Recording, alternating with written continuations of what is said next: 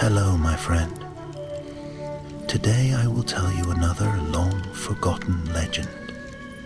Close your eyes and let the magic transport you to Middle-earth. Our journey begins.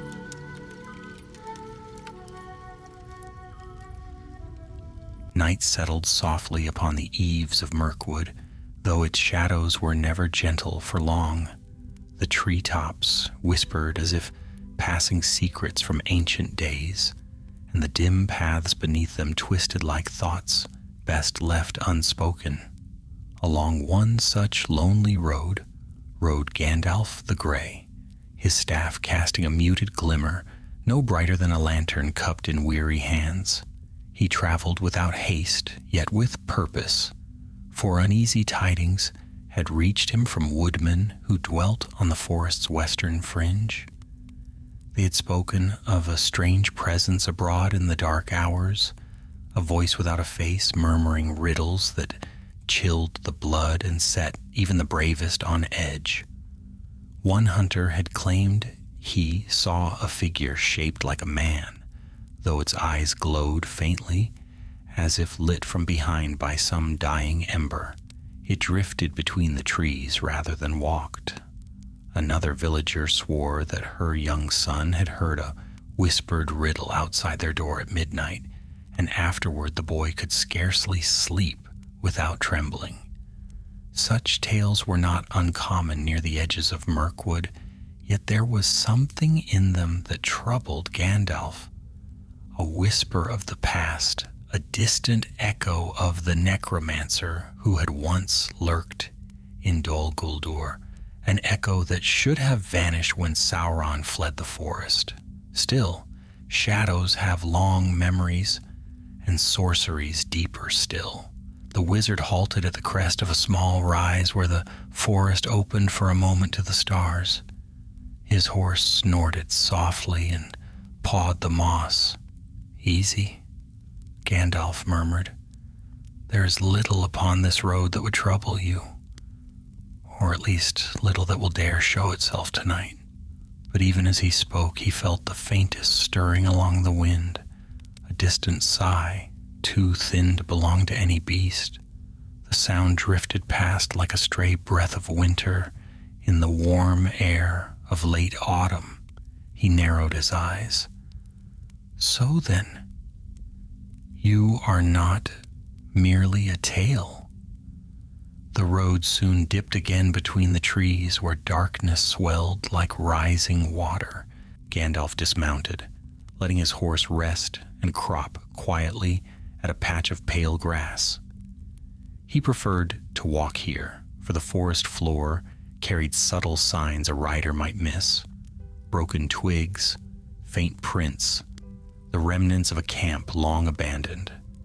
And indeed the ground showed traces that someone had passed along the path only hours before, footprints light and uneven, as though made by a wandering drunkard or someone scarcely steady on his feet. Yet the deeper he ventured, the more those prints changed. They grew shallow, less distinct, until at last they vanished altogether, not washed away by rain, nor smoothed by beasts, simply gone as though the traveler had ceased to touch the earth at all. Gandalf placed his palm on his staff and leaned on it thoughtfully. "A man who becomes a shadow," he murmured, "or a shadow that once was a man." The trees around him seemed to listen. He pressed onward until he reached a small glade where moonlight spilled like silver water through a rent in the canopy. In the center stood an abandoned campsite, a cold fire pit, ashes scattered by the breeze, and the remains of a traveler's cloak, half buried beneath fallen leaves. Gandalf knelt and brushed the cloth clean. It was of simple make, coarse wool torn along one edge, but along the hem ran unfamiliar markings. Thin strokes of ink faded nearly to nothing. He held it closer to the light, words once written in haste, perhaps in fear. And though he could not read them in full, one stood out clearly. Guldur. A chill pricked his spine. Before he could examine further, a sound rustled at the far edge of the clearing. Not footsteps, far too soft, more like breath. A faint whispering rose between the trees, weaving itself into splintered phrases. What walks by day, yet sleeps by night? What seeks its kin, yet finds none? The riddle was carried on a thin, wavering voice, neither wholly human nor wholly ghost-like. Gandalf rose slowly to his feet, turning toward the sound. "Show yourself," he said, his voice firm but calm. "If riddles you must speak, speak them plainly. I have no love for games played in shadows." The whispering ceased. For a heartbeat all was still. Then a figure drifted into the moonlit glade. It was tall yet gaunt, wrapped in tatters that clung as if soaked in darkness. Though its face was mostly hidden, Gandalf glimpsed eyes glowing faintly, glimpses of ember red beneath a hood, too deep for any natural shadow. The creature tilted its head as though puzzled by the sight of him. When it spoke again, its voice shook like leaves in a dying wind. "Grey pilgrim, wanderer, you should have let the night keep its secrets." Gandalf lifted his staff. Secrets have a habit of growing teeth when left alone. The creature did not advance. It hovered just beyond reach, as though bound or reluctant or both. "The forest remembers," it hissed. "The master's halls lie empty, but the riddles remain. Only those who answer them may pass." Gandalf's eyes hardened. "Dol Guldur is fallen. Whatever you once served has fled far to the east. You have no master now." The creature trembled. Whether in anger or despair, Gandalf could not tell. "A shard remains," it whispered. "The night keeps it, the night guards it." Then, in a flash of movement, it withdrew into the dark, slipping between the trees like smoke caught in a sudden wind. Gandalf did not pursue immediately. Instead, he let the silence settle, listening to the forest and to the steady beat of his own heart. A creature born of Dol Guldur's remnants, still roaming, still whispering enchantments, meant to twist the mind. The matter was worse than he had feared. At last he turned toward the deeper woods. "Very well," he said softly. "Let us follow where the riddle leads." And with that, Gandalf stepped into the dark, beneath the ancient boughs, where the night seemed to lean closer, waiting for him to pass. The deeper Gandalf walked into Mirkwood, the more the forest seemed to close around him. Branches arched low, interlocking like crooked fingers, and the air thickened with the breath of old enchantments that clung to the wood long after the necromancer's departure. Where moonlight touched the leaves, it showed pale streaks of silver. Where it failed, shadows pooled like ink, shifting as though stirred by unseen hands. Yet Gandalf pressed on without hesitation. The riddle whispered in the glade echoed in his mind. What walks by day, yet sleeps by night? What seeks its kin, yet finds none? It bore the cadence of a spell, not a child's puzzle, and such spells were seldom harmless. Creatures who clung to them often did so because their minds had been twisted or bound. After some time he paused beside an ancient oak whose roots jutted from the earth like the ribs of some buried titan. A faint scuffing marked the soil nearby. Gandalf lowered himself and examined the ground. At first he found nothing. Then, angled beneath a fallen leaf, he noticed a print. So shallow it was almost an absence, a reminder of a foot rather than the mark of one. It drifted forward and then simply vanished, as though the creature had dissolved into the air. He stood slowly. "You do not flee far," he murmured, nor do you hide well from those who know the taste of old sorcery." A low hum began around him, barely audible, like a distant chant carried by the wind. It came from no single direction. Instead, the entire forest seemed to vibrate with the sound. Gandalf tightened his grip on his staff. "Enough of whispers," he said aloud. "If you would speak to me, speak plainly." The humming faded. In its place rose a faint rustling, and from between the trees stepped a company of woodmen, 3 men and a young woman, bearing torches whose flames wavered unsteadily. Their faces were pale with fear, though each held a weapon, an axe, a hunting spear, a long knife darkened by use. Gandalf straightened, surprised but not displeased. "Friends," he greeted, "these woods are dangerous tonight. Why do you walk them at such an hour?" The foremost man swallowed hard, his voice trembling. "Master Gandalf, we saw your horse upon the road. We recognized its saddle. When we learned you had gone into the forest alone, we feared the creature might have—" He hesitated, unable to finish. The young woman stepped forward. "Our village has suffered many nights of unrest. The voice comes closer each time. Just before dusk, it whispered at the edge of our fields. We followed its path here." "You followed it?" Gandalf asked gently. "That was bold and unwise." Her jaw tightened. "We cannot sleep while our kin tremble in their beds. If this thing must be faced, better we meet it with torches than wait for it to stalk our doors again." A shiver touched the air. Gandalf felt it like a ripple across the surface of still water. "Your courage does you honor," he said, "but the creature you seek is bound to a far older darkness than you know. Stay behind me. Should it come upon us, let me face it." Before the woodman could answer, a harsh whisper tore through the trees. "The night has questions. Who dares answer them?" The torches guttered violently. One went out altogether. The woodmen huddled close, gripping their weapons. Gandalf turned toward the voice, his tone firm. "I do." The darkness stirred. A shape formed between the trees, like smoke condensing into something more solid. The creature emerged again, though now it seemed less man-like than before. Its limbs trailed as though half detached from the body, drifting with each movement.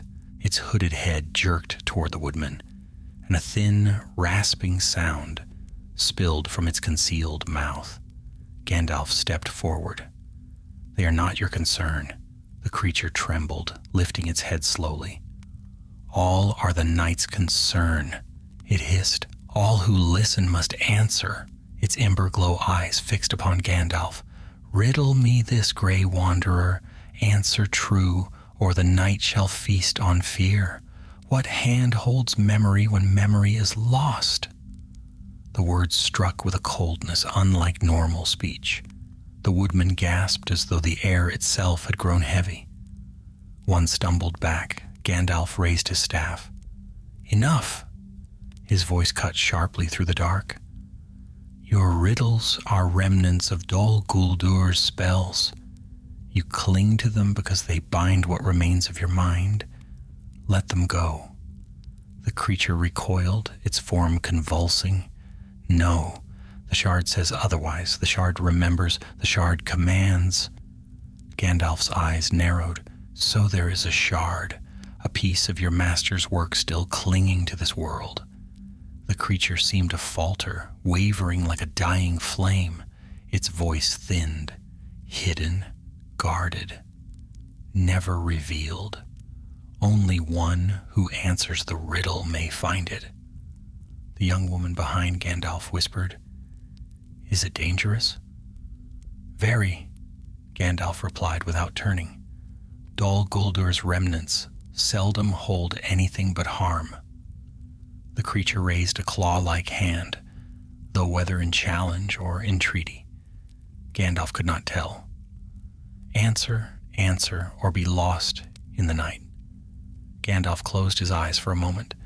Then calmly he said, "The hand that holds memory when memory is lost is the hand of fate. What has been forgotten is remembered by the world itself." The creature froze. The ember light flickered violently. "Fate," it whispered. "Fate remembers. Yes, yes." For a heartbeat, it seemed almost peaceful. Then it screamed. The sound tore through the glade, ripping across the forest like a blade of sound. The torches blew back as though struck by a physical force. The woodmen dropped to their knees, covering their ears. Gandalf braced himself, staff glowing faintly with a protective light. The creature staggered away from him, clutching its head with trembling hands. "The shard burns. The shard commands. I cannot." Its voice broke, collapsing into a despairing whisper. "Find me. Find what I guard before he returns." With those last words, the creature dissolved once more into shadow, drawn back into the deeper dark as if yanked by an unseen tether. Silence fell. Only the trembling of the leaves remained, shivering in the aftermath. The woodman rose unsteadily. "What does it mean?" the eldest asked. Gandalf lowered his staff, breathing steadily. "It means this is no mere wandering ghost. Something lies in these woods. Something left behind when Dol Guldur was abandoned. And this creature, bound to it, cannot release itself without help." He looked into the darkness where it had vanished. "And so we must seek that shard before a darker hand claims it." The forest, still as stone, seemed to hold its breath. Gandalf felt the weight of the path ahead, heavy yet necessary. He turned to the woodman gently. "Go back to your village. Guard your homes. Keep watch, but do not wander again by night." "And you, Master Gandalf?" asked the young woman. "I go forward," he answered, stepping into the blackened path. "For the riddle of the night has only begun to unfold." Gandalf moved deeper into the forest after parting from the woodman, his staff shedding a pale glow that pressed back the dark just enough for steady steps. The night around him felt heavier now, as though the creature's scream still lingered on the air, clinging to the branches and roots like a frost that refused to melt. The forest, ancient and proud, seemed to be watching him, waiting to see whether he would falter. He did not. For many years, Gandalf had wandered the wild places of Middle-earth, and though Mirkwood held shadows older than most kingdoms, he knew its nature well. The forest was not cruel, though it bore scars of dark sorcery. It was wounded, and wounds left places where evil could hide. The creature's words echoed within him. A shard remains, guarded, never revealed. He followed the faint trail left by that trembling shadow. It did not walk like a living thing. Its presence was marked by odd signs, cold spots in the air, unnatural silence, and threads of dimmest light tangled among the brush, as though something had brushed them with a dying spark.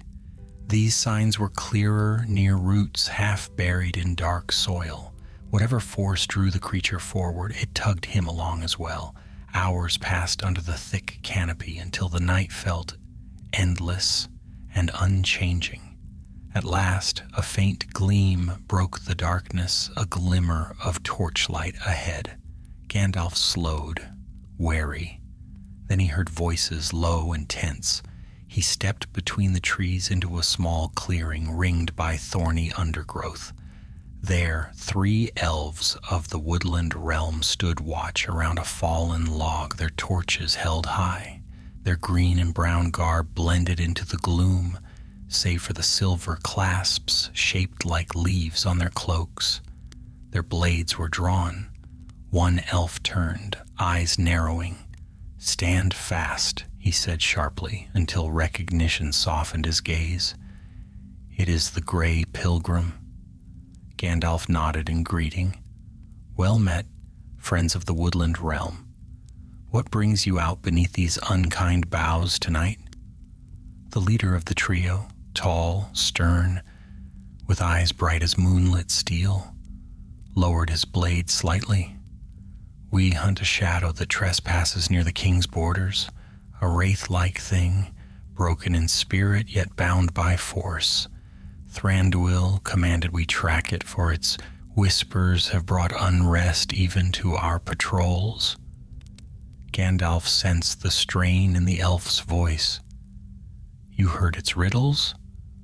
"Aye," replied a younger elf. He shuddered despite himself. "They scratch at the mind, as though someone is trying to pry open your thoughts." Gandalf frowned. "You have seen it?" "Only glimpses," the leader answered, "a pale flicker between the trees. But there is more. We found this." He stepped aside, revealing what lay upon the fallen log. A bundle of rags, carefully placed. Gandalf approached and examined them. The cloth was blackened in places, burnt by sorcery. Yet beneath the wear, he could see it had once been part of a robe, though not of elven make. And within the folds lay a fragment of metal, thin as a leaf, curved and sharp along one edge. Gandalf reached out but did not touch it. "Where did you find this?" "Clutched in the grasp of a dying spider," the elf replied. Its body had been drained as though by cold fire. The creature fled moments later. The wizard's expression darkened. Dark magic that fed upon both flesh and spirit was not unknown to him. "This shard," he murmured, "may be tied to what binds the creature." One of the elves glanced toward the forest gloom, unease plain in his eyes. If it carries more pieces of such a thing, it is no wonder the forest shudders. Before Gandalf could respond, a sudden hiss of wind swept through the clearing. The torches flickered, their flames bending sharply in one direction. "Something approaches," the leader warned. The trees beyond them dimmed, swallowed by a moving darkness. Gandalf raised his staff. "Stand behind me, but do not strike unless forced. The creature fears the touch of light." A whisper seeped into the clearing. "The hunters chase shadows. Their arrows seek nothing." The elves stiffened as the creature slid forth like smoke made flesh. Its shape was more twisted now, as if the shard's torment had pulled it beyond the form of any living being. Its limbs drifted behind it, and its hood sagged, revealing the faint outline of a wasted face. The ember eyes glowed with trembling fire. The young elf choked out a breath. "By the stars!" Gandalf stepped forward, firm yet sorrowful. "You suffer, spirit. Let me help you. Release what binds you, and the night will loosen its hold." The creature's head twitched violently. Cannot. The shard commands the riddle. The riddle binds the shard." It held up one thin, claw-like hand, and for a moment something glinted between its fingers. Another piece of metal, crooked and red-lit. Gandalf's heart sank. Not just one shard, then. Several. The creature's voice rose, hissing with desperation. Riddle me, or be denied the path. Only the wise may look upon the shard." Its head jerked towards the elves. "They must not hear. They must not know." Gandalf spoke calmly. "Then speak your riddle." The air tightened. The trees leaned inward. Even the torches seemed to hold still. The creature whispered, "What voice speaks without breath, yet breaks the will of those who hear it?" The elves flinched. Gandalf felt the press of the riddle against his mind. These riddles were not merely puzzles. They carried the weight of Dol Guldur's lingering enchantments. Their purpose was to test, bind, or corrupt. He answered without haste. The voice that speaks without breath is the voice of memory, those words remembered even when their speaker is gone. The forest held still, the creature trembled. A faint glow gathered in its palm, where the shard lay hidden. For a heartbeat, Gandalf hoped his answer might ease its torment, but the creature recoiled suddenly, twisting in agony. Wrong, wrong, the shard says wrong. Its body writhed. The memory is the Master's. The Master speaks still. A shock wave of dark force burst from it. The torches blew out, plunging the clearing into near blackness. The elves staggered backward. Gandalf planted his staff firmly, calling forth a burst of white light that shielded them from the worst of the blast. The creature fled into the night again, its form flickering like a dying flame. Silence followed. The elves recovered slowly. Gandalf, the leader said, voice tight, this is no wandering remnant. Whatever it carries still lives with sorcery. Yes, Gandalf answered gravely, a fragment of the necromancer's making, a hateful thing, yet it must be found. What will you do? Asked the youngest elf. Follow, Gandalf replied, for the creature grows weaker yet more desperate. If left to wander, it may break, and if it breaks, the shard may break with it, and that could unleash a far greater trouble. The elves exchanged uneasy glances. Gandalf looked toward the trail where darkness had swallowed the creature. Go back to your king. Tell him the riddle of the night is no longer merely a whisper. It is an inheritance of Dol Guldur, and I must see it ended. He raised his staff, and with a final nod to the elves, he stepped deeper into the forest, following the faint tremor of sorrow and sorcery left in the creature's wake. The night closed around him once more, but he did not falter, for the riddle was far from over. Gandalf walked alone now, leaving behind the elves and their troubled glade. The forest deepened around him, growing older with every step. The air carried a whisper of ancient things, threads of half-forgotten enchantments woven into the very soil. Each route he passed seemed to remember the footsteps of creatures long vanished, and each shadow seemed to sigh beneath the burden of memories too heavy to bear. The creature's trail wound like a serpent through the trees, sometimes clear, sometimes lost. It left small signs, wisps of pale light clinging to bark, patches of air grown suddenly cold, or a faint tremor like a breath drawn in pain. Gandalf followed these traces with measured steps. He sensed the creature weakening, its form fraying like cloth, worn thin by relentless strain. Whatever shards it carried gnawed at it, feeding on its mind, urging it into ever deeper darkness. At last he reached a place where the trees grew tall and tightly packed, their trunks rising like pillars of a forgotten hall. Moonlight filtered through in thin slits, touching the forest floor with narrow blades of silver. Here the air was still, unnaturally still. Gandalf stopped and listened. No wind, no bird, no rustle of creatures, only silence. He knew places like this, regions where old sorcery had seeped deep into the ground, creating pockets of stillness where even time felt reluctant to pass. Dol Guldur's shadow had stretched far in its day.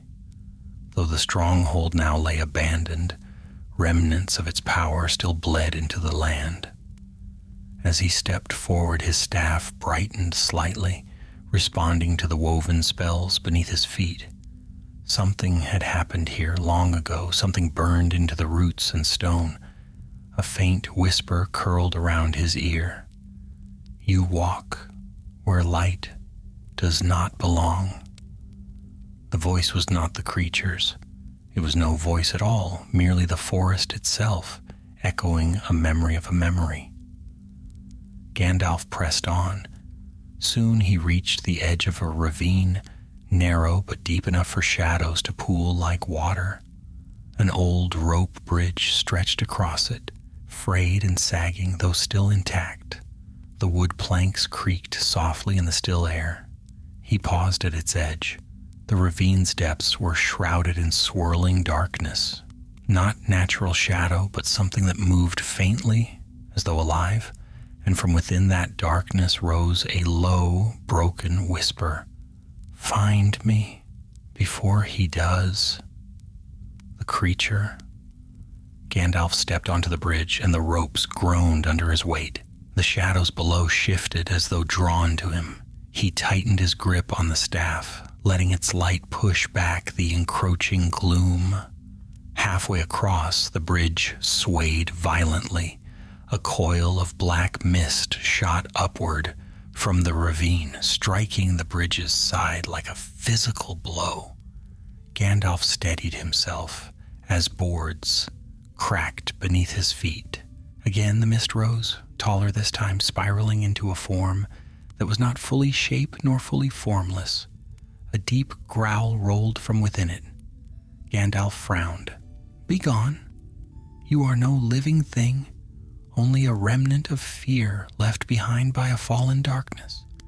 The mist twisted into a face, wide, hollow, and snarling, then lunged. Gandalf thrust his staff downward. Light struck the mist like a hammer, scattering it into fragments that drifted away like dying embers.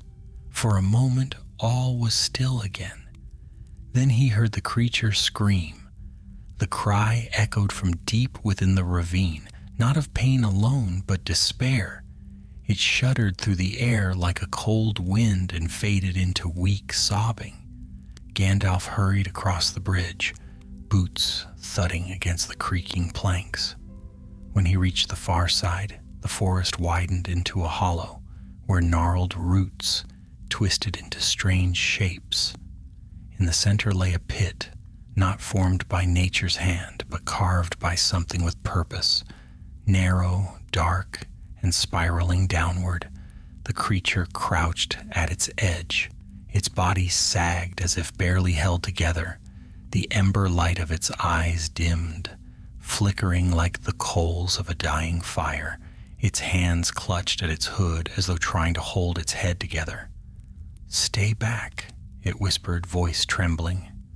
The shard burns." Gandalf approached slowly. "You cannot hold it much longer." The creature's shoulders shook. "It calls. It commands.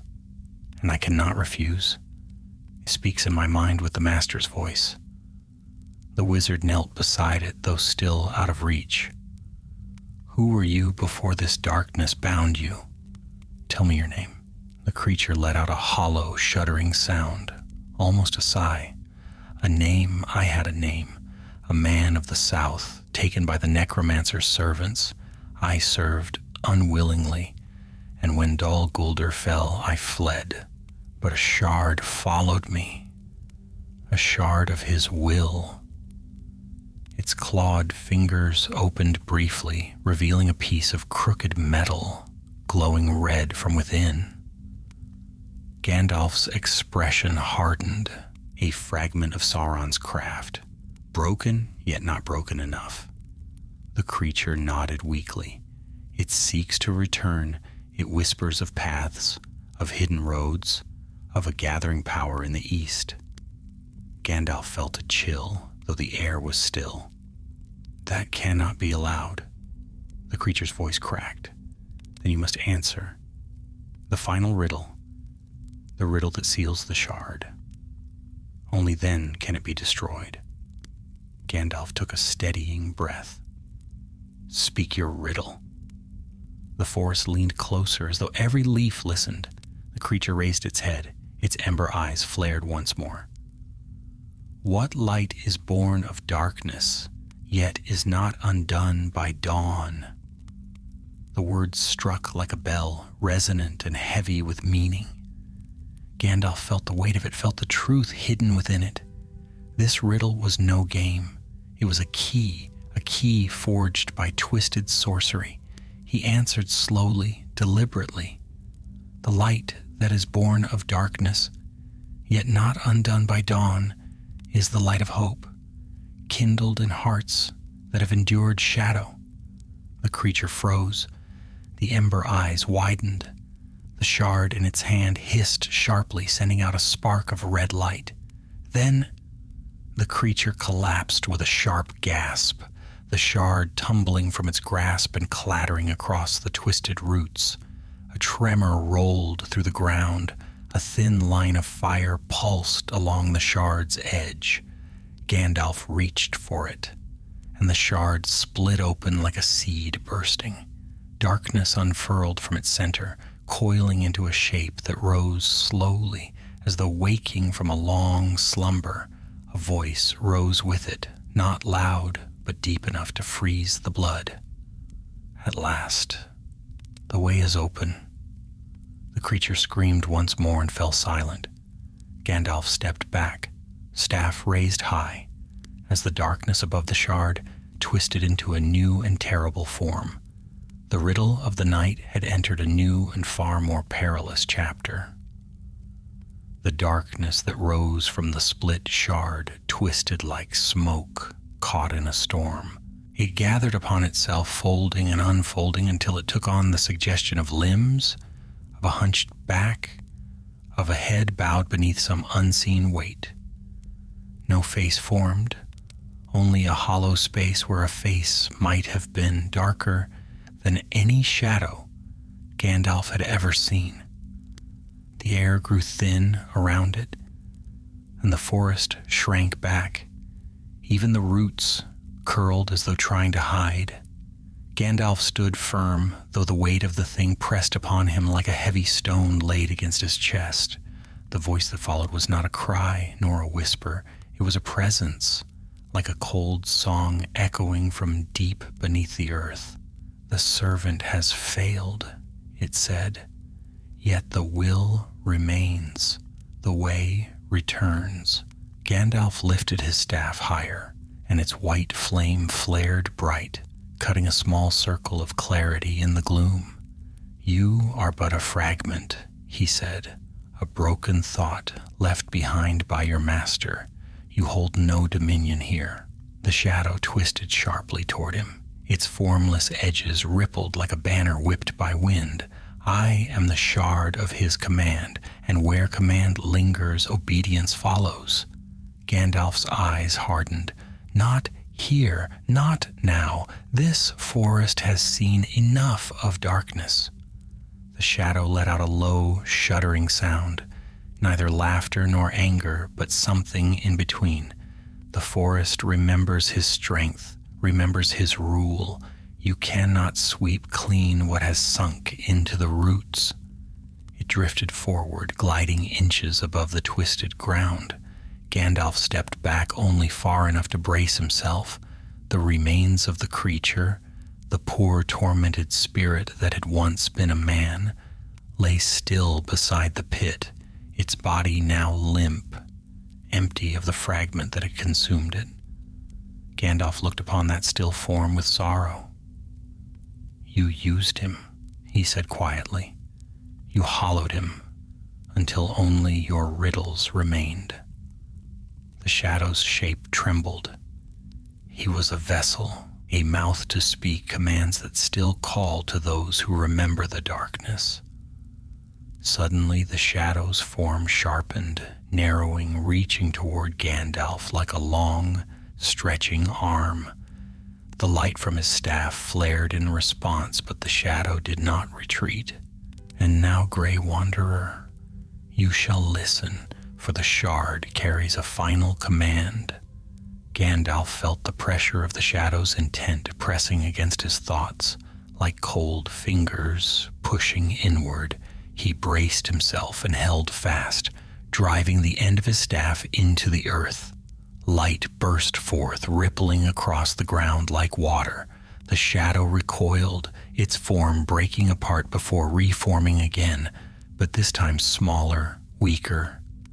"You cannot bend my will," Gandalf said, "and whatever command you carry, speak it if you must. But know this, I am no servant of your fallen master." The shadow wavered, its edges fraying like torn cloth. Then hear the command in despair. The east stirs. The eye sleeps only in half shadow. The servants gather. Gandalf's breath caught, though his face remained stern. The message was dangerous, not because he hadn't guessed its truth, but because this shard carried an echo of Sauron's own foresight. It meant that even broken remnants of his will remembered his intentions. "And what of you?" Gandalf asked. "Does your purpose end now that your vessel is dead?" The shadow shifted. "My purpose ends only when the shard is whole again." Gandalf's grip tightened on his staff. "There are no others. This one is destroyed." The shadow let out a low hiss.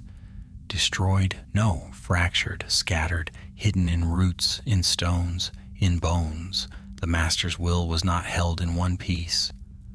A chill ran down Gandalf's spine, not of fear, but of grim understanding. The necromancer had not simply left one shard behind, but many. He stepped forward, light blazing around him. "This one will be ended, and if more pieces remain, they will be sought. And broken!" The shadow screamed, a thin, shrill cry, as though all its strength had gone into defiance. "You cannot break what you do not find." With a sudden surge, it lunged toward the pit beside the creature's body. Gandalf followed, staff raised high. The shadow plunged downward, dissolving into the darkness of the narrow spiral. Gandalf reached the rim just as a pulse of black light flashed upward, forcing him back a step. The pit glowed from within, dim red like smoldering coals buried in deep earth. Gandalf raised his staff. Light descended into the pit, illuminating the spiral depths for a fleeting moment, but the shadow had vanished, melted into the twisting dark.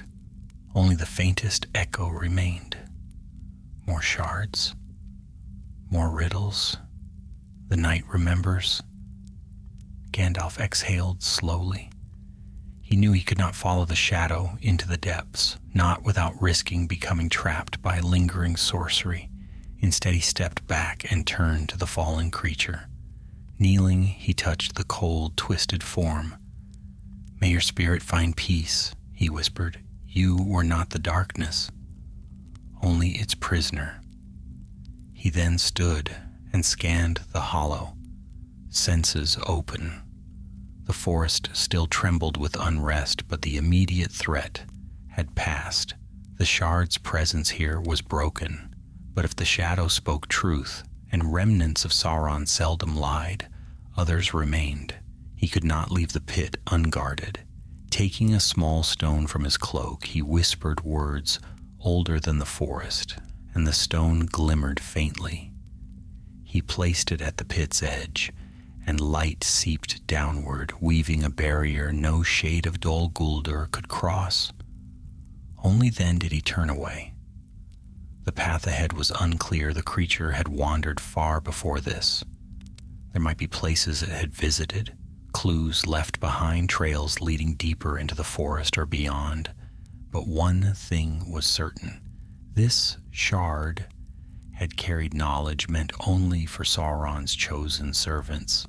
The fact that it lay here, broken and exposed, meant something had gone wrong in the enemy's plans, or something had gone right. Either way, it fell upon him to see it through. He stepped into the darkened trail once more. The trees watched, the ravine murmured in the wind, and the forest seemed to lean aside to let him pass. Ahead, he sensed a faint tremor, another place touched by the creature's wandering steps. The night was far from over, and the riddle was only beginning to reveal its deepest secrets. Gandalf traveled through the night beneath Mirkwood's brooding boughs, following the faint traces of the creature's path, signs left long before the shard consumed it. Though the forest remained thick with unease, the presence that had haunted it felt thinner now, stretched like a shadow that had lost its source. Even so, the wizard's steps were slow and deliberate, for remnants of dark sorcery clung to the earth, waiting like thorns hidden beneath fallen leaves. The roots twisted more densely as he moved eastward, forming knotwork ridges that rose from the soil like the spines of some slumbering beast. The forest here had grown strangely, trunks split into two and then into three, woven by time into archways that loomed above like ancient gateways. Pale moss hung in curtains, stirring softly as though whispering secrets only it remembered. At first, Gandalf sensed nothing but the fading memory of shadow. But then, faint and trembling, he caught an echo like a distant breath drawn through hollow wood. He stopped beneath a hanging veil of moss and listened. There it was again, a sigh soft and weary. Not the creature, something else. He stepped forward and parted the moss curtain.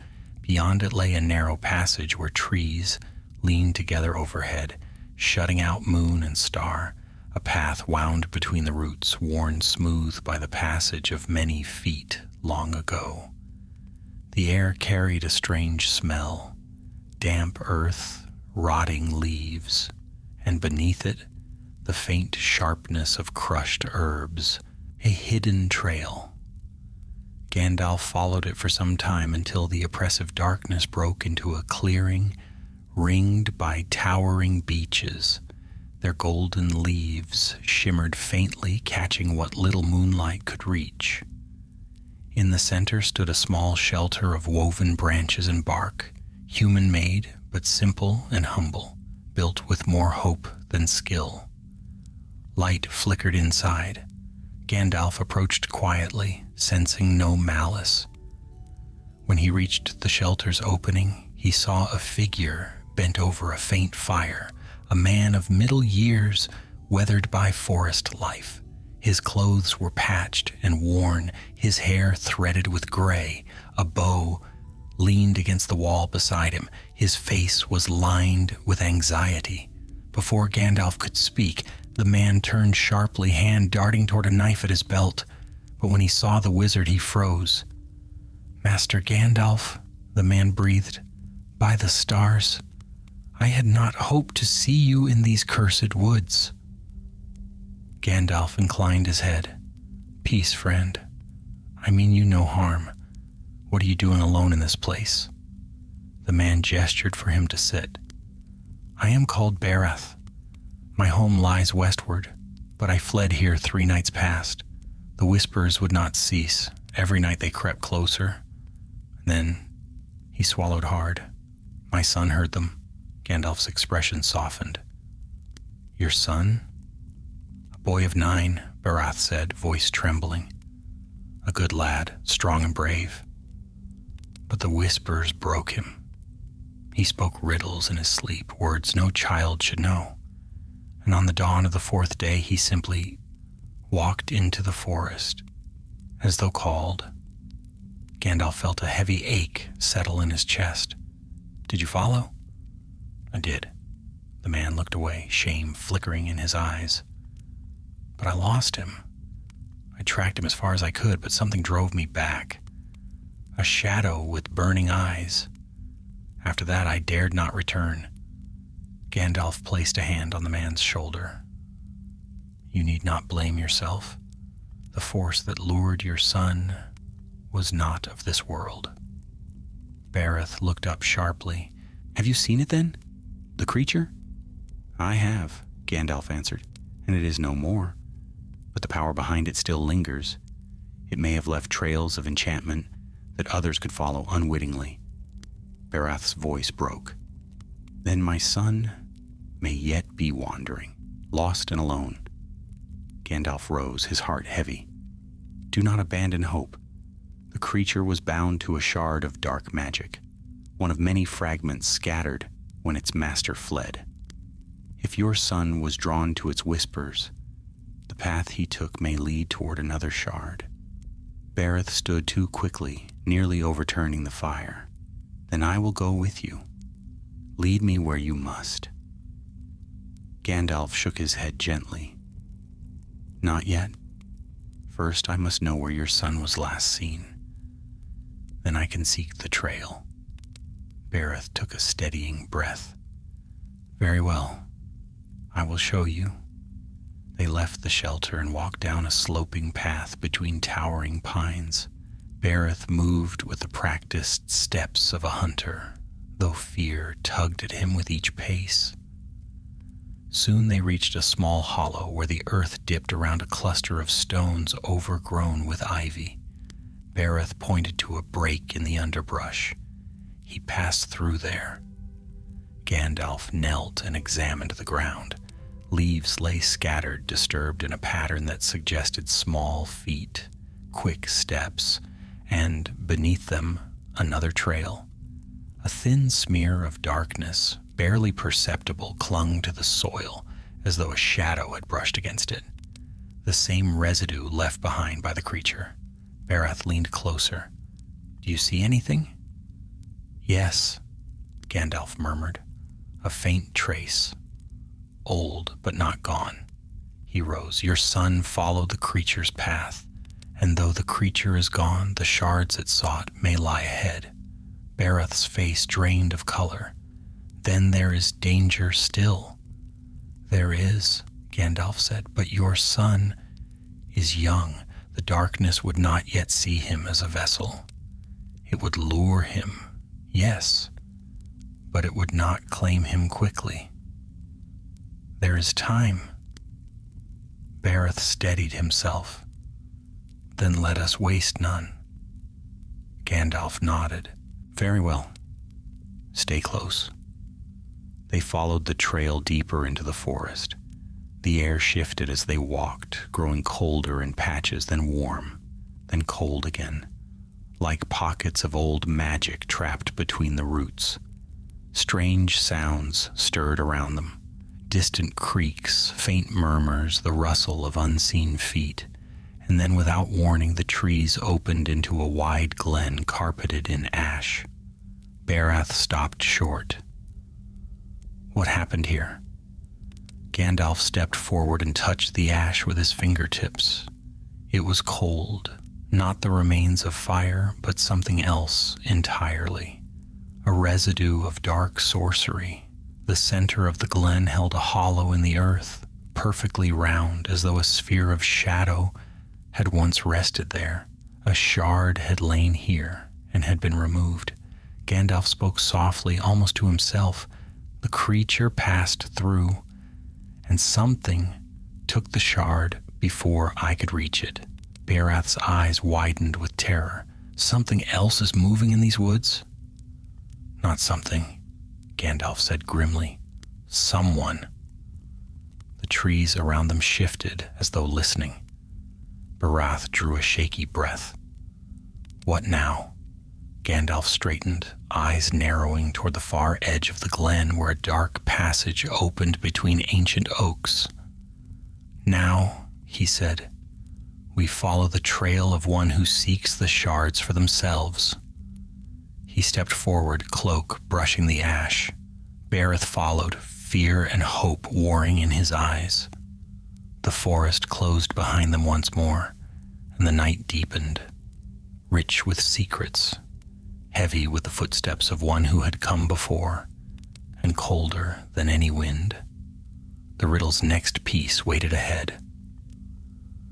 The trail that led from the ash-covered glen narrowed quickly, bending between towering trunks that resembled pillars of a forgotten hall. Gandalf moved first, his staff glowing softly, while Bereth followed close behind, eyes darting at every sound. The forest had changed again. No longer merely dark, it now felt watchful, alive, with the quiet tension of something hidden just beyond sight. Gandalf paused often to examine the earth. Though the shard's residue was faint, it endured like a thin smear of frost along the soil, guiding them onward.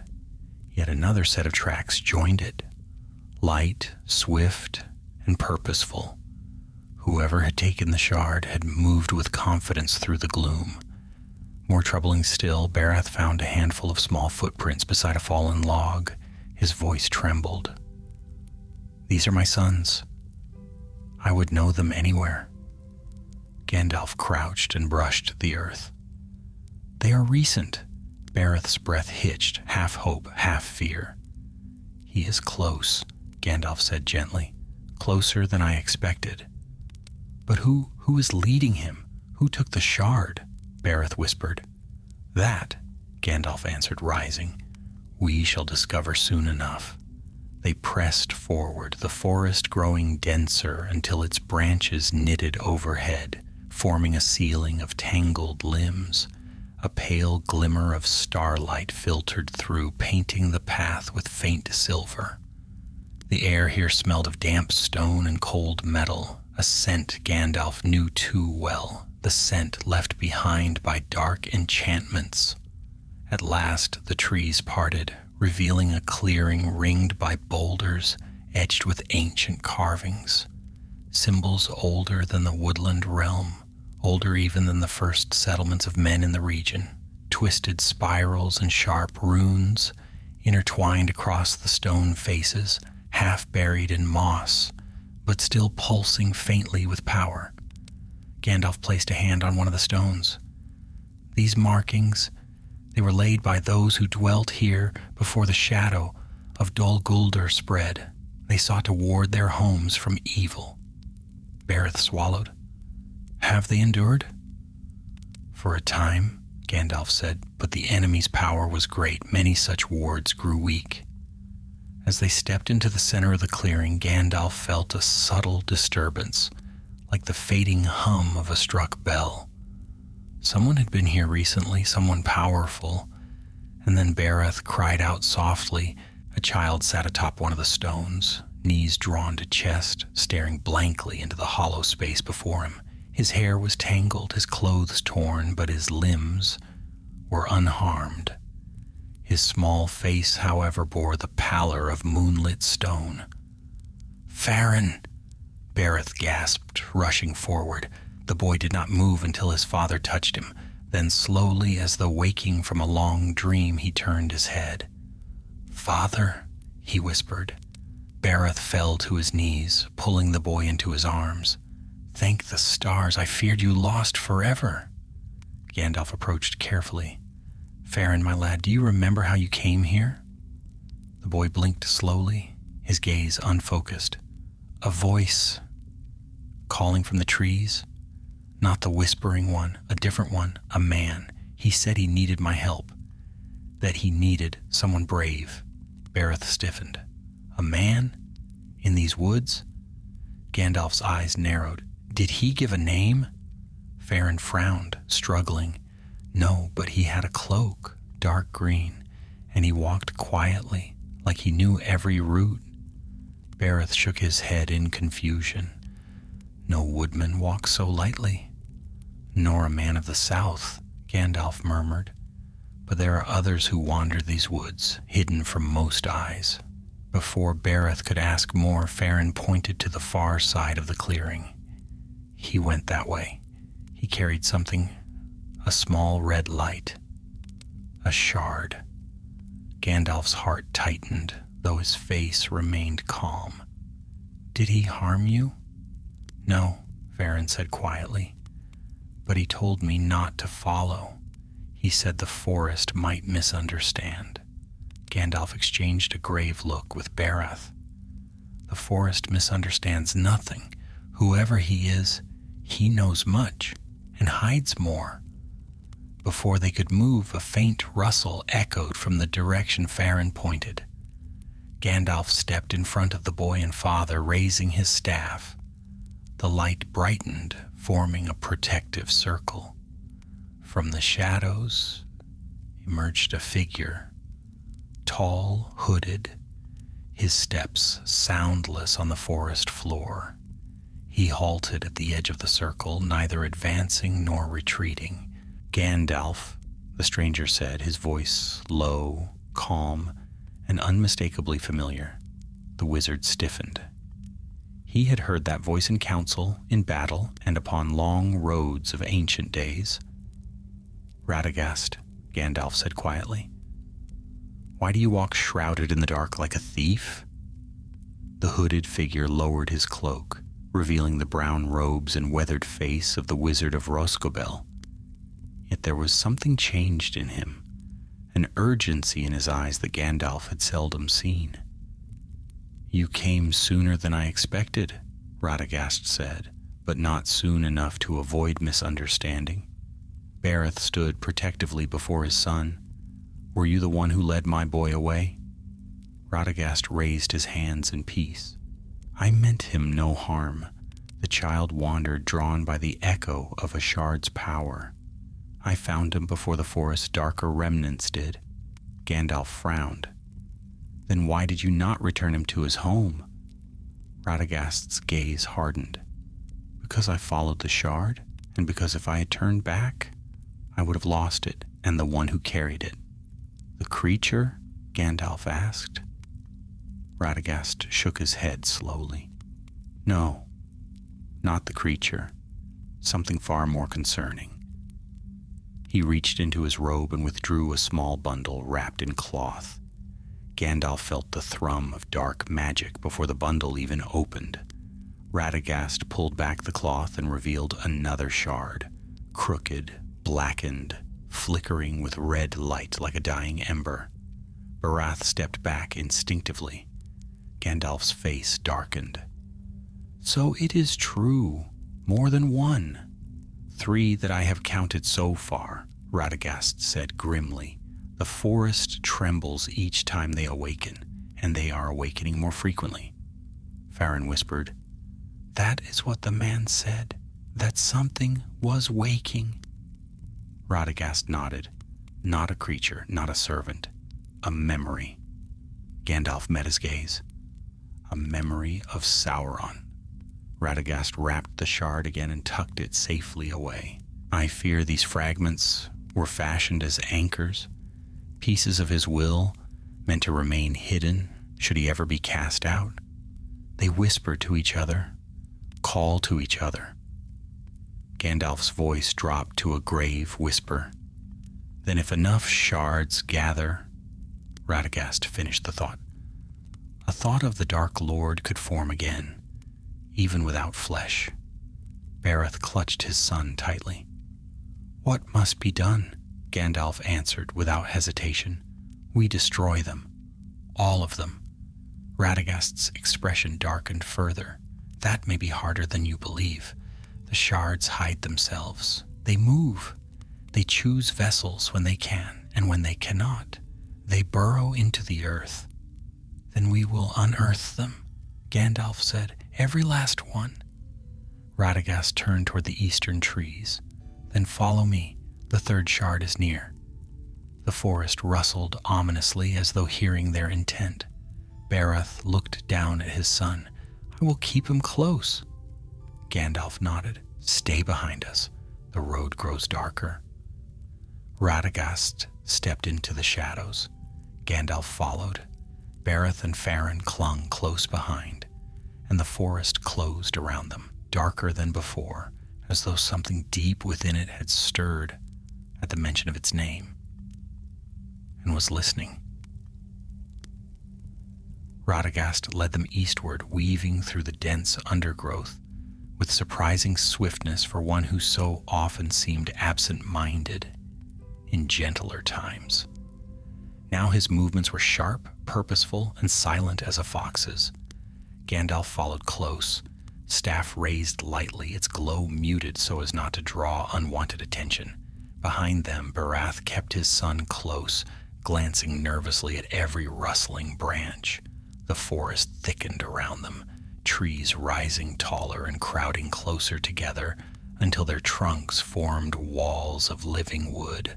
Their roots tangled across the ground in twisted coils, forcing the travelers to step carefully. Here, the air grew colder, as though they approached a place where sunlight rarely dared linger. Radagast halted at the foot of a rising slope. Above, the ground lifted into a narrow ridge covered in claw-like roots that jutted outward like ribs. "This path," Radagast murmured, "has darkened since last I passed." Gandalf touched the nearest root. The surface was cold, cold as iron left in winter frost. "A shard lies ahead." Radagast nodded, but not alone. They climbed the ridge slowly, mindful of Faran's short steps. At the summit, the trees parted enough to reveal a deep hollow below, a basin of stone ringed by thorn bushes and shaded so heavily that no moonlight reached its floor. Faran clutched his father's hand. "It feels wrong," he whispered. Gandalf met Radagast's eyes. "Whatever waits there has fed too long on shadow." Radagast motioned them lower. As they descended, a faint sound drifted upward, soft, rhythmic, like breath drawn through broken reeds. It wavered, sometimes fading entirely, then returning with more force. Bareth shivered. "Something is down there." Gandalf nodded. "A shard calls out. Something answers." When they reached the basin floor, the sound grew clearer. Radagast knelt beside a patch of moss and brushed it aside, revealing a crack in the stone beneath. Through it pulsed a dull red glow. Faran gasped. "Another one." Gandalf crouched and peered into the fissure. "Yes, but it is not free." Radagast stood and pointed toward the shadows at the basin's edge. "Look." A figure crouched there, hunched low, hands pressed to the earth. At first it seemed no more than another twisted root, until it shuddered with a ragged breath. Its body was gaunt, skin pale, hair long and tangled. Unlike the creature Gandalf had faced earlier, this one still clung to mortal life, but the shard's glow pulsed beneath its hands, feeding on it. Bareth took a step forward in alarm. "By the stars! Is it another man taken?" Gandalf held out a hand to stop him. "Stay back." Radagast approached slowly, palms open. "Friend," he said softly, "leave the shard. It is no treasure." The figure lifted its head. Eyes stared back at them wide, bloodshot, but unmistakably human. The man's lips moved soundlessly before a hoarse whisper escaped. "Mine." Gandalf stepped closer, staff lowered but ready. "No," he said firmly yet gently. "It belongs to none. Let it go before it consumes you." The man hissed and scrambled backward like a wounded animal, one hand still clutching the stone fissure.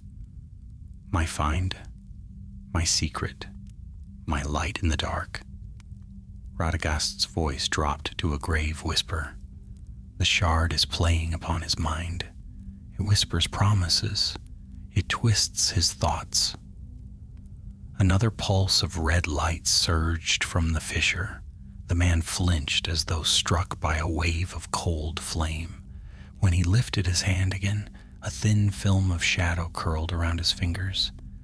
Faran turned and buried his face in Bareth's cloak. "Father, I don't like him." "Quiet, lad," Bareth murmured, though his own voice trembled. Gandalf addressed the man again. "What is your name?" The man blinked, confused, as though the question pierced a fog around him.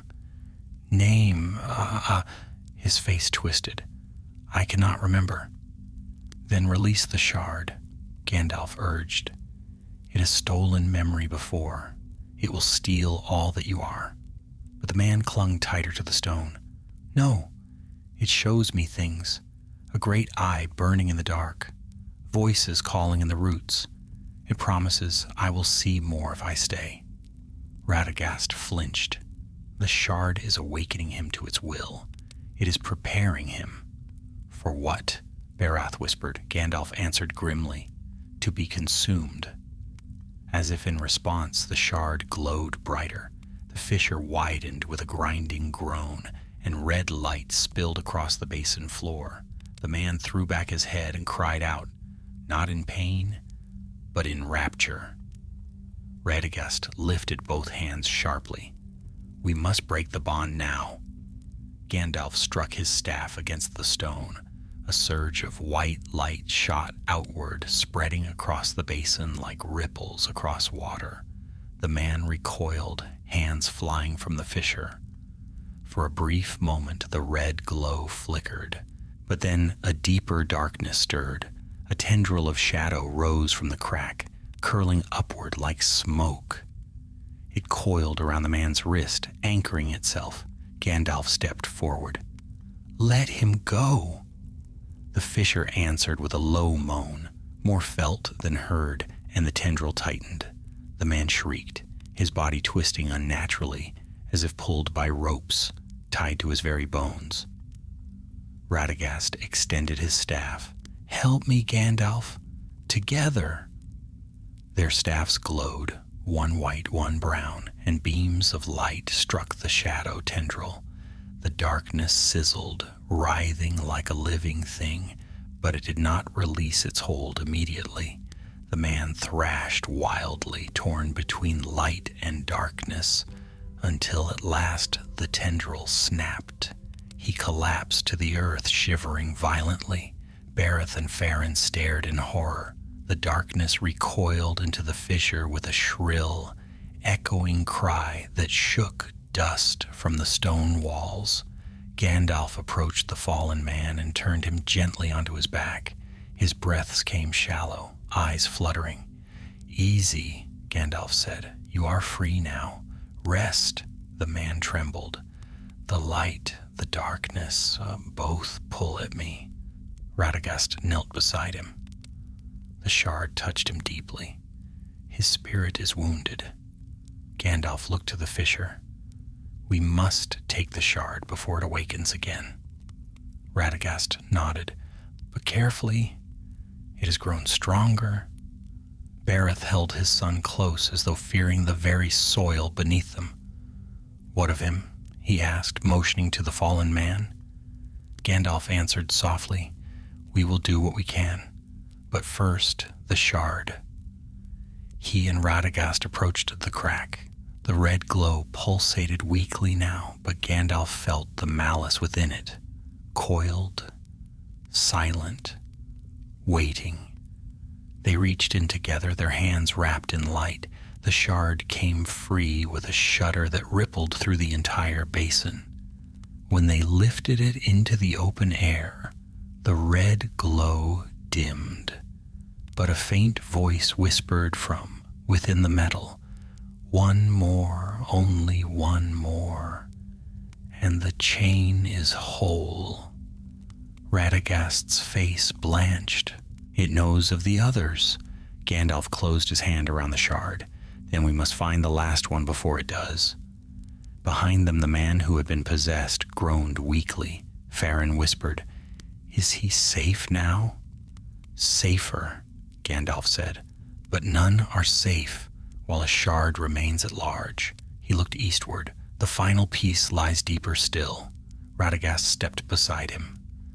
Bareth held his son close, and the forest, now restless as a waking beast, opened a narrow path into the darkness beyond. The last shard waited. The basin fell behind them like a wound slowly closing, its shadows folding inward as the red glow faded. Gandalf and Radagast led the way southeast, where the forest deepened into old, untraveled country. Here the trees grew gnarled and immense, their roots twisting like ancient serpents across the soil. The boughs hung low, so heavy with age that the sky vanished entirely. Even Gandalf's staff seemed subdued beneath their weight, its light swallowed before it could rise far. Bareth carried his son now, for Farron's small legs trembled after all he had seen. The boy clung to his father's cloak, his breath unsteady, though his eyes remained wide and watching. Radagast paused often, placing a hand against trunks or pressing his ear to the ground. He listened, not with his senses alone, but with something deeper. His bond to birds, to soil, to the hidden voices of the wild, but each time he rose again, his face darkened further. "The forest is troubled," he murmured, "more so than I have ever felt. It quivers like an animal sensing its hunter, drawing near." Gandalf nodded. "The last shard stirs. It knows its brethren have been found." "Or destroyed," Radagast replied. "Fragments of a greater will seldom welcome their own unmaking." Barath swallowed hard. "Does it know that we come?" Gandalf answered, "Not we, only that something moves against it." They continued until the path vanished entirely, replaced by a tangle of brush that seemed determined to drive them back. But Radagast stepped forward, touching the thickets gently. The branches parted, reluctantly bending aside to carve a narrow corridor. Farin whispered, "The forest listens to him." Gandalf smiled faintly. "Aye, Radagast has always been its friend. Even the oldest trees remember kindness." But that faint comfort dissolved when they passed through the thicket and entered a hollow unlike any they had seen before. Here the air was still, too still. Not a leaf stirred. The ground bore no tracks of beast or bird. The circle of trees around them stood unnaturally straight, their trunks forming a perfect ring. And in the center of the clearing lay a mound of earth shaped like a small barrow, broken open at one end, as though something had clawed its way out. Barath shuddered. "What happened here?" Radagast closed his eyes briefly. "This place is wrong. It smells of long death." Gandalf approached the barrow. "Not long, I think. The earth still crumbles." He knelt and brushed aside a handful of soil. Beneath it lay shards of bone, white, brittle, and shattered. Not the remains of a creature that had died peacefully beneath the earth, but of one whose rest had been violently disturbed. The bones were splintered, as though crushed by something that hungered but could not eat. Radagast stiffened. Something rose here, or was raised. Gandalf nodded. The shard may have sought a vessel with a memory deep enough to awaken its full whisper. "Then that vessel was—" Barath began, but fell silent as a faint sound curled across the clearing. A soft humming, low, haunting, rhythmic as distant chanting. Radagast turned sharply. "It is near." The humming shifted suddenly, rising in pitch, until it formed a broken melody. Farin whimpered and buried his face in Barath's cloak. Gandalf raised his staff, and a pale halo illuminated the trees. "Show yourself," he commanded. The humming ceased. For several breaths they heard nothing. Then a voice whispered directly behind them, "You seek the last, yet the last seeks you." Barath spun around, clutching his son. Radagast drew his staff. But nothing stood there, no shape, no shadow. Gandalf's eyes narrowed. "It is not behind us, it is beneath us." A crack split across the barrow mound. Soil shifted, roots tore upward, slowly, painfully. A hand emerged from the earth, thin, gray, skeletal, moving with agonizing slowness. Barath stepped back in horror. Merciful heavens! Another hand appeared, followed by the remains of a forearm, wrapped in leathery skin. The figure beneath the earth pulled itself free, dragging its broken body into the dim light. It had once been a man, long ago. Now it was little more than a desiccated corpse. Its clothes had rotted away, leaving only shreds clinging to the bones, but its eye sockets glowed with a faint, pulsing red ember. the color of the shards. Gandalf spoke softly, almost mournfully.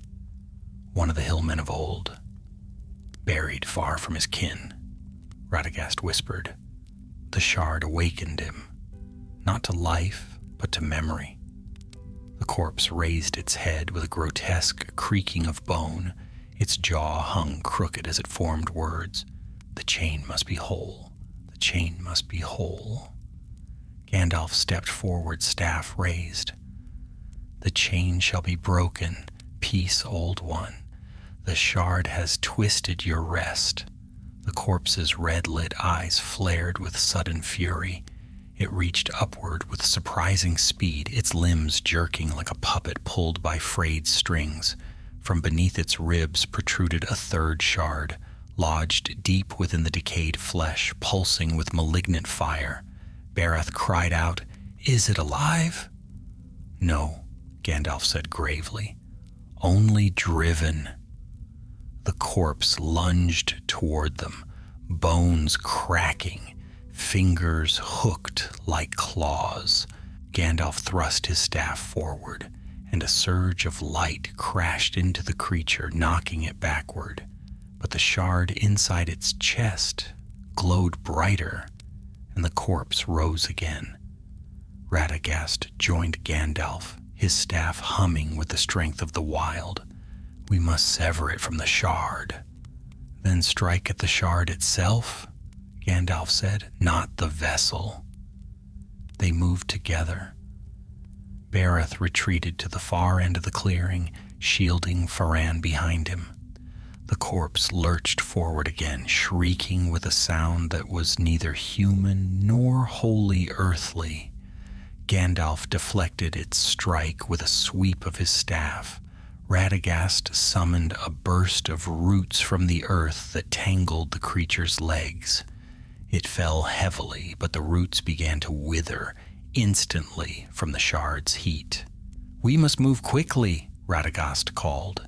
Gandalf darted forward. As the corpse struggled to rise, he drove his staff downward.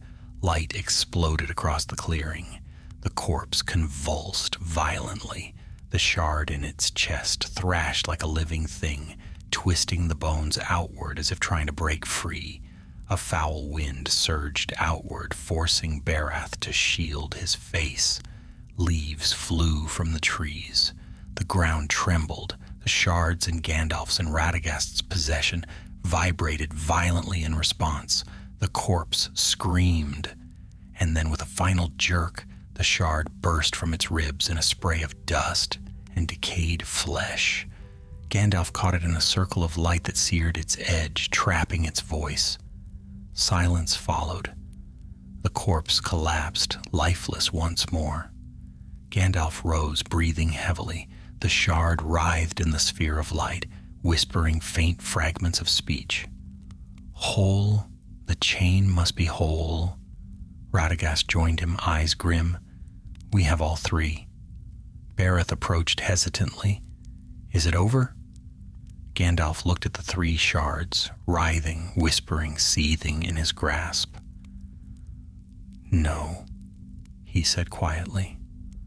"Only now does the true danger begin." Radagast nodded gravely. "For together, even broken, they may yet call to what remains of their master." Gandalf turned eastward, where the forest grew darkest. "We must destroy them," he said, "but not here, not anywhere near the roots of this wounded wood." "Then where?" Bareth whispered. Gandalf answered without turning. "To the ruins of Dol Guldur." The name Dol Guldur fell over the clearing like a shroud. Even the dead trees seemed to flinch, their branches whispering uneasily in the still air. Bareth held his son closer, as though the very sound of the place might harm him. Radagast's expression darkened. "You would walk there again, Gandalf? The very stones remember him." "That is why these shards must end there," Gandalf replied.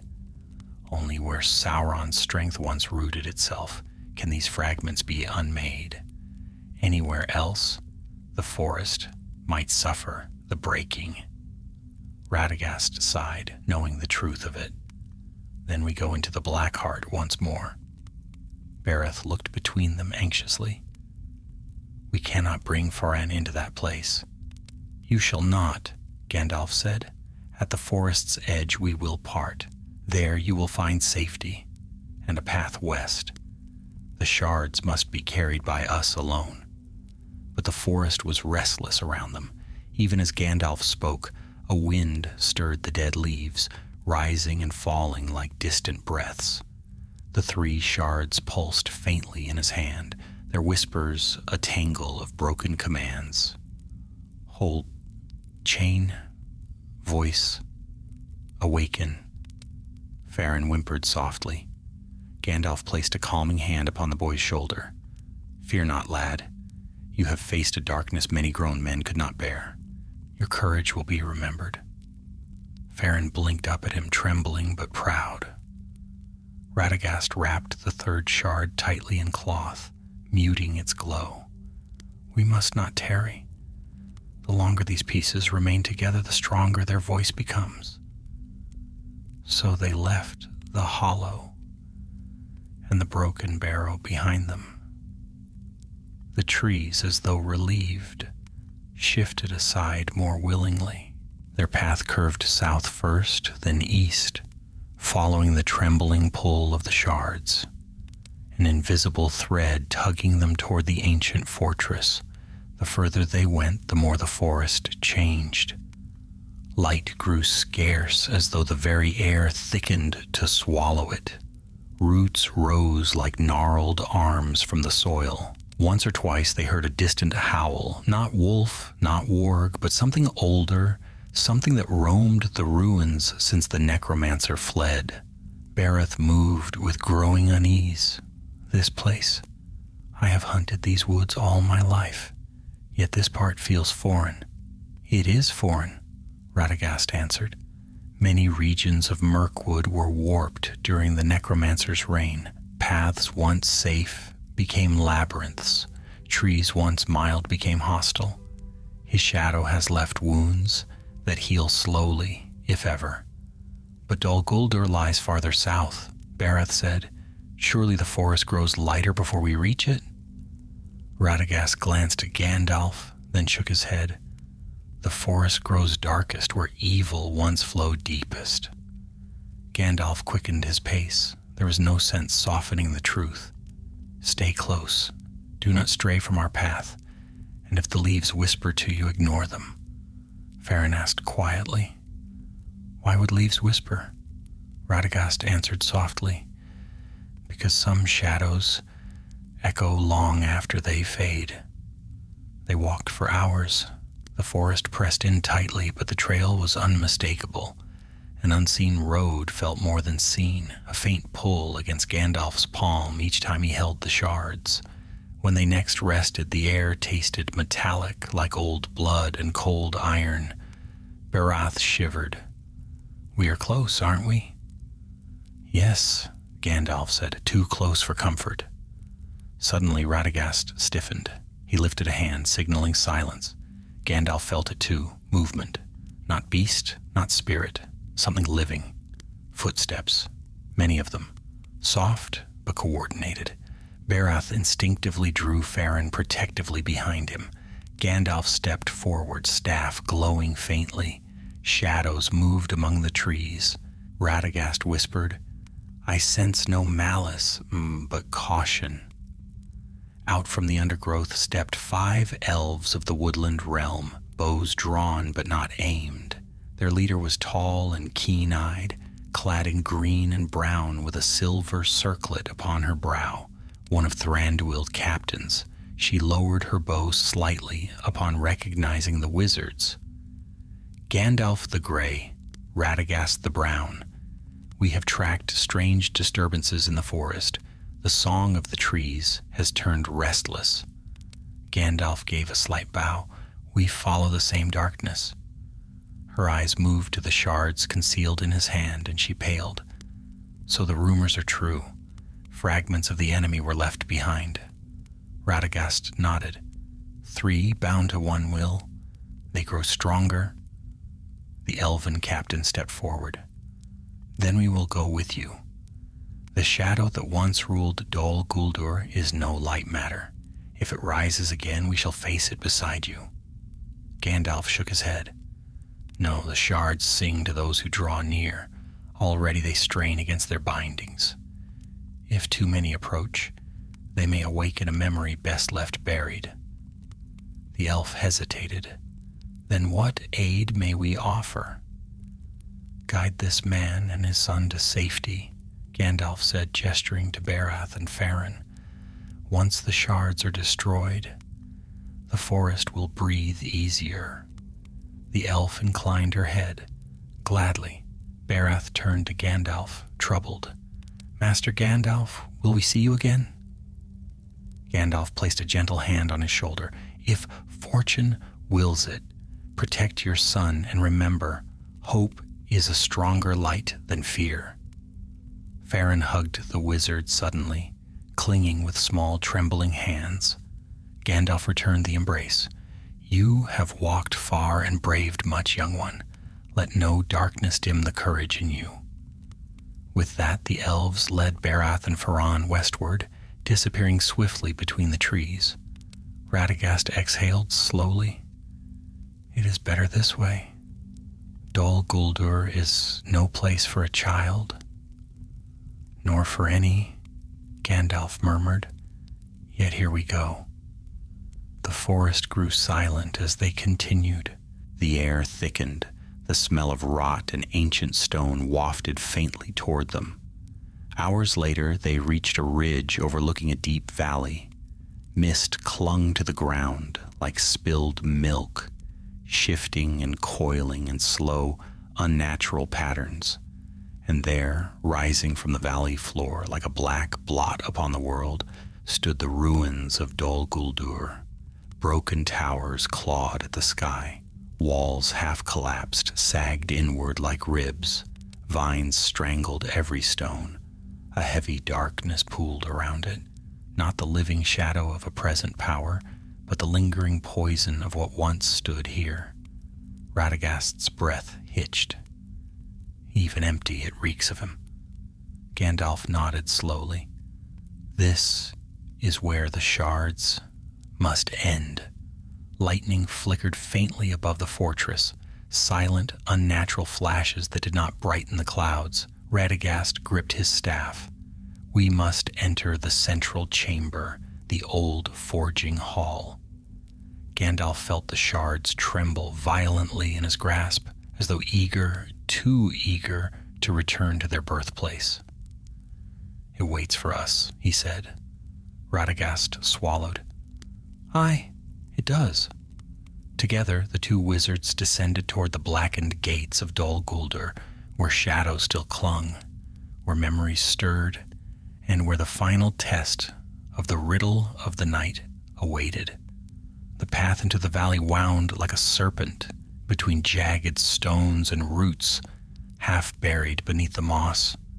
Mist licked at Gandalf's feet as he and Radagast descended, and the air thickened with every step, carrying a heavy taste of iron and old sorcery.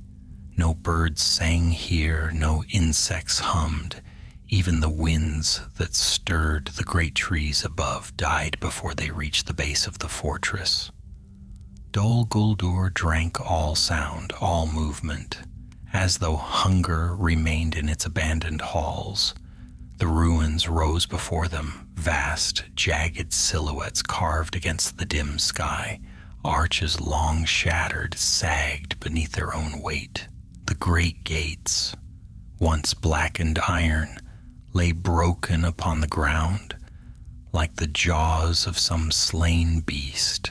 Vines crawled across the stone, but they clung not with life's vigor. They writhed weakly as though feeding on the fortress's lingering poison.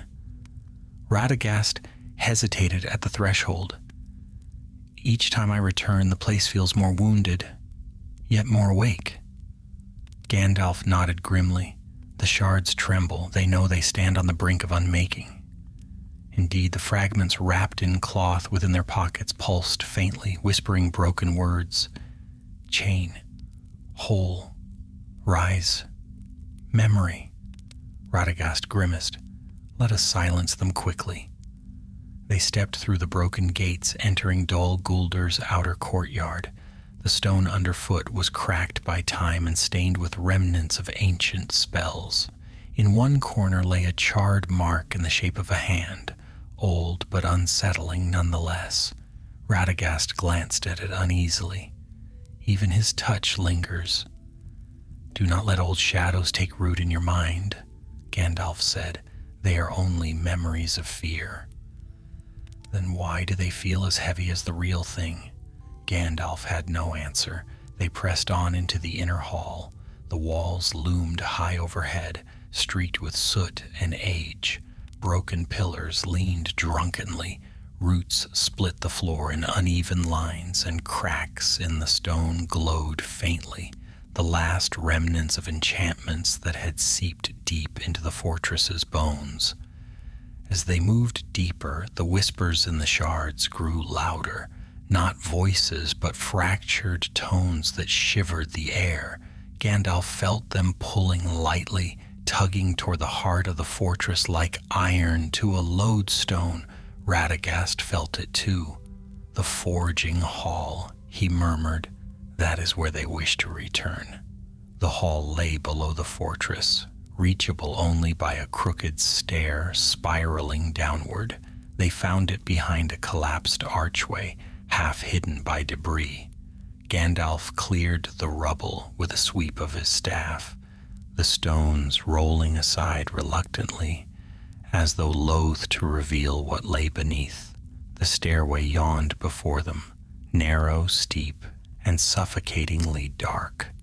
Radagast breathed out slowly. Let us descend. The steps groaned beneath their feet as they made their way into the deep places of Dol Guldur. The air grew colder with every step. A faint sound rose from below, a whispering breath, slow and steady like the fortress itself was dreaming. After a long descent, they reached a cavernous chamber. Broken anvils lay scattered across the floor.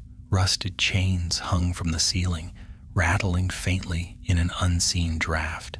Stone tables lay overturned, covered in deep gouges from old, violent work. The walls bore marks of fire long extinguished, though every so often a faint glow flickered in the cracks, as if embers still smoldered within. Gandalf stepped forward. This is the place. The air throbbed with a heavy presence. Not a spirit, no living thing dwelt here, but a memory of power, a shadow of dominion that refused to die. Even Radagast gripped his staff tighter, his eyes shadowed with unease. How do we begin? He asked. Gandalf withdrew the first shard. At once, the chamber darkened. The shard pulsed violently, a red ember growing brighter.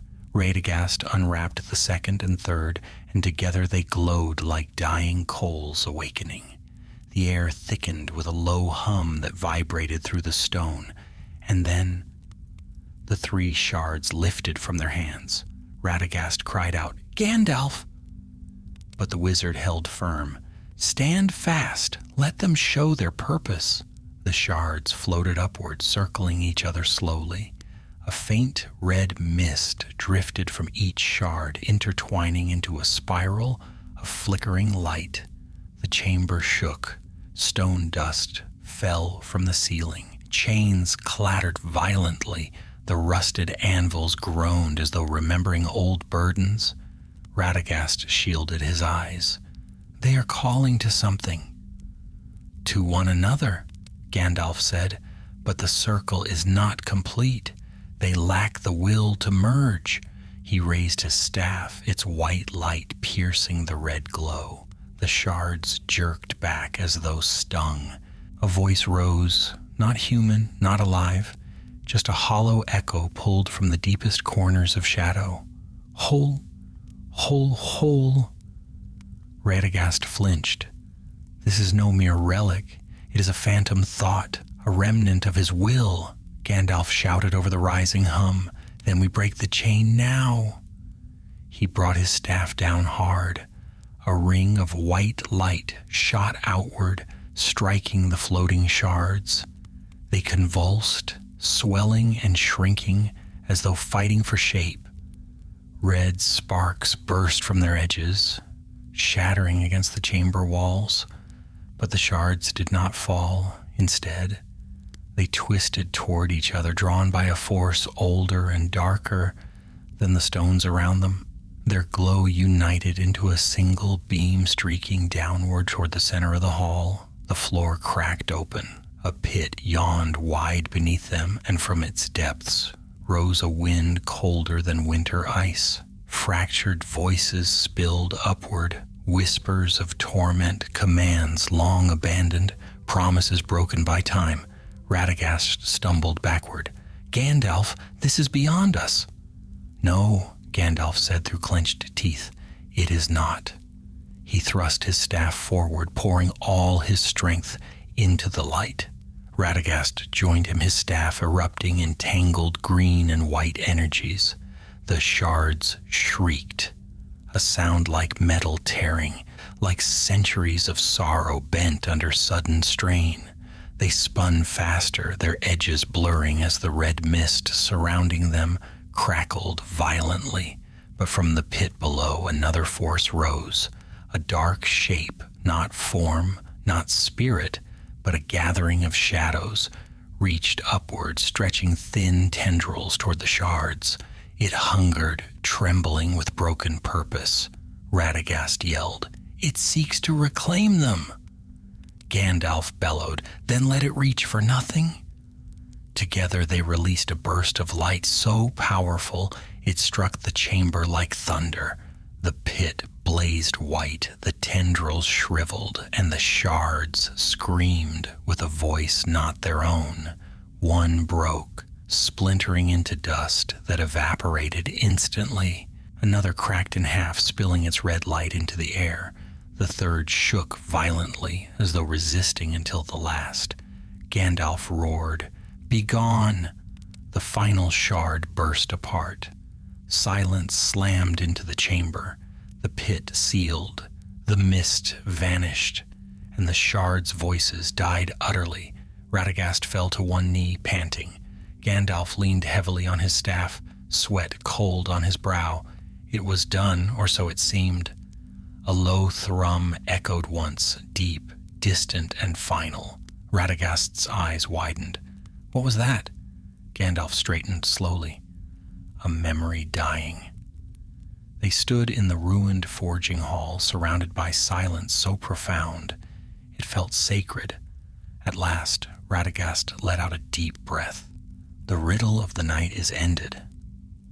But Gandalf looked toward the sealed pit with troubled eyes.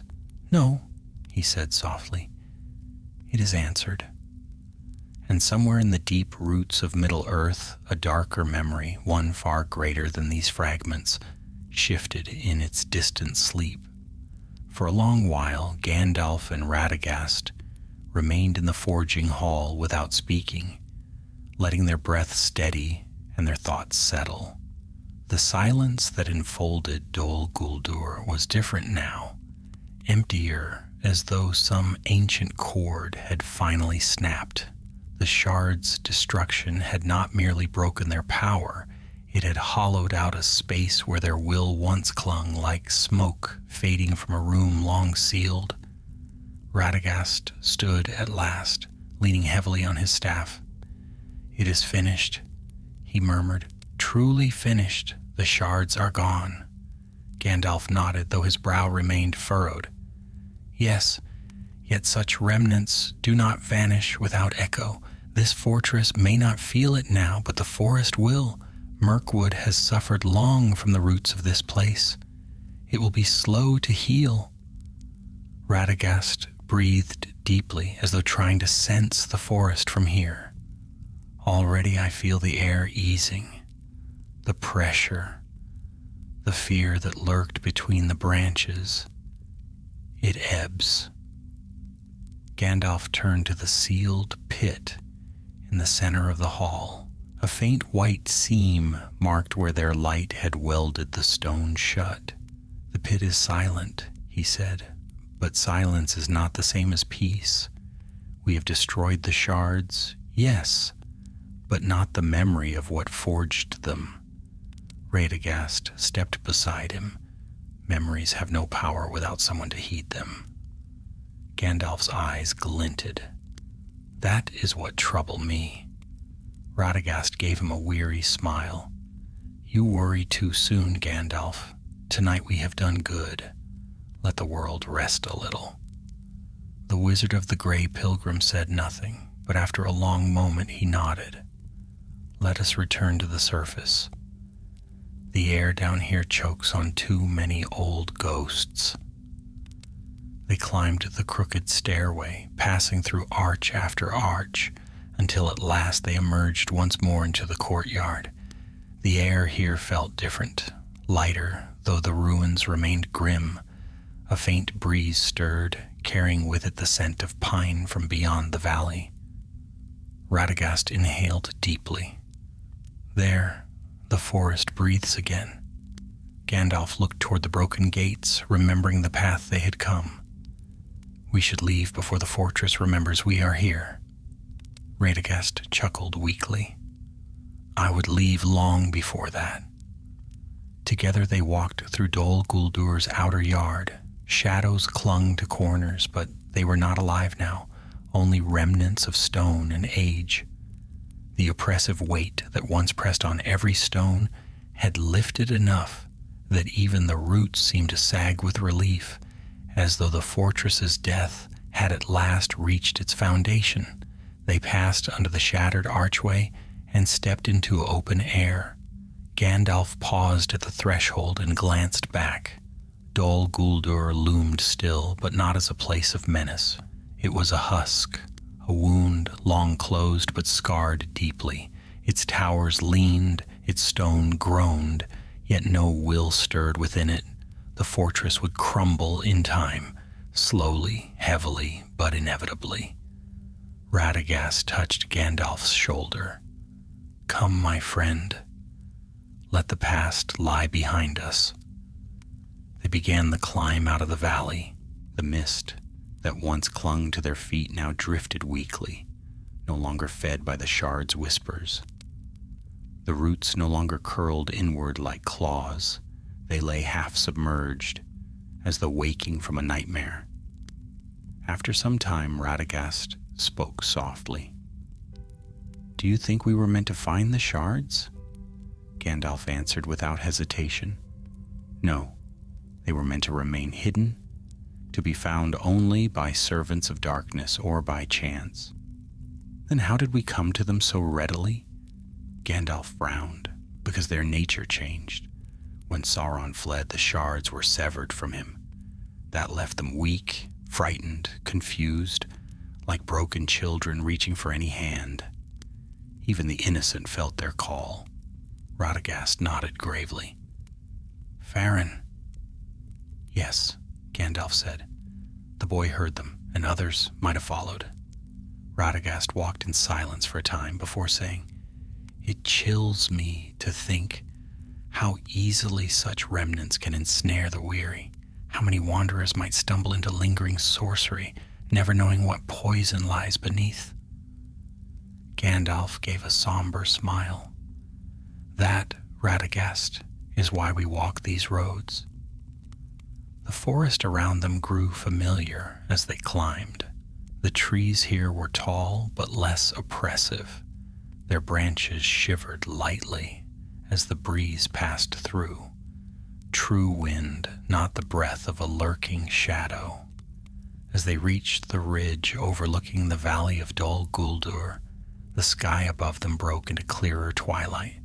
The stars glimmered faintly, as though reassured that the darkness below no longer hungers for their light.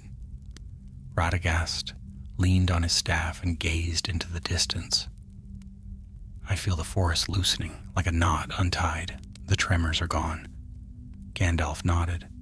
"The echoes will fade in time, but you must keep watch. Mirkwood's peace is fragile." "As it has always been," Radagast replied, smiling sadly. Gandalf placed a hand on his friend's arm. Thank you for your courage, Radagast. Few would choose to face what lay below. Radagast gave a tired laugh. Oh, do not flatter me. I acted because I feared what might happen if I did not, and because... He hesitated, then added quietly, because I could not bear to see another creature twisted by that place. Gandalf's expression softened. You have a gentler strength than most. Before Radagast could answer, a rustling reached them from the west. They turned as Barath and Farron emerged from between the trees, accompanied by the elven captain and her patrol. The child ran forward as soon as he spotted Gandalf. Master Gandalf, you returned. The wizard knelt and embraced him warmly. Of course I did, my boy.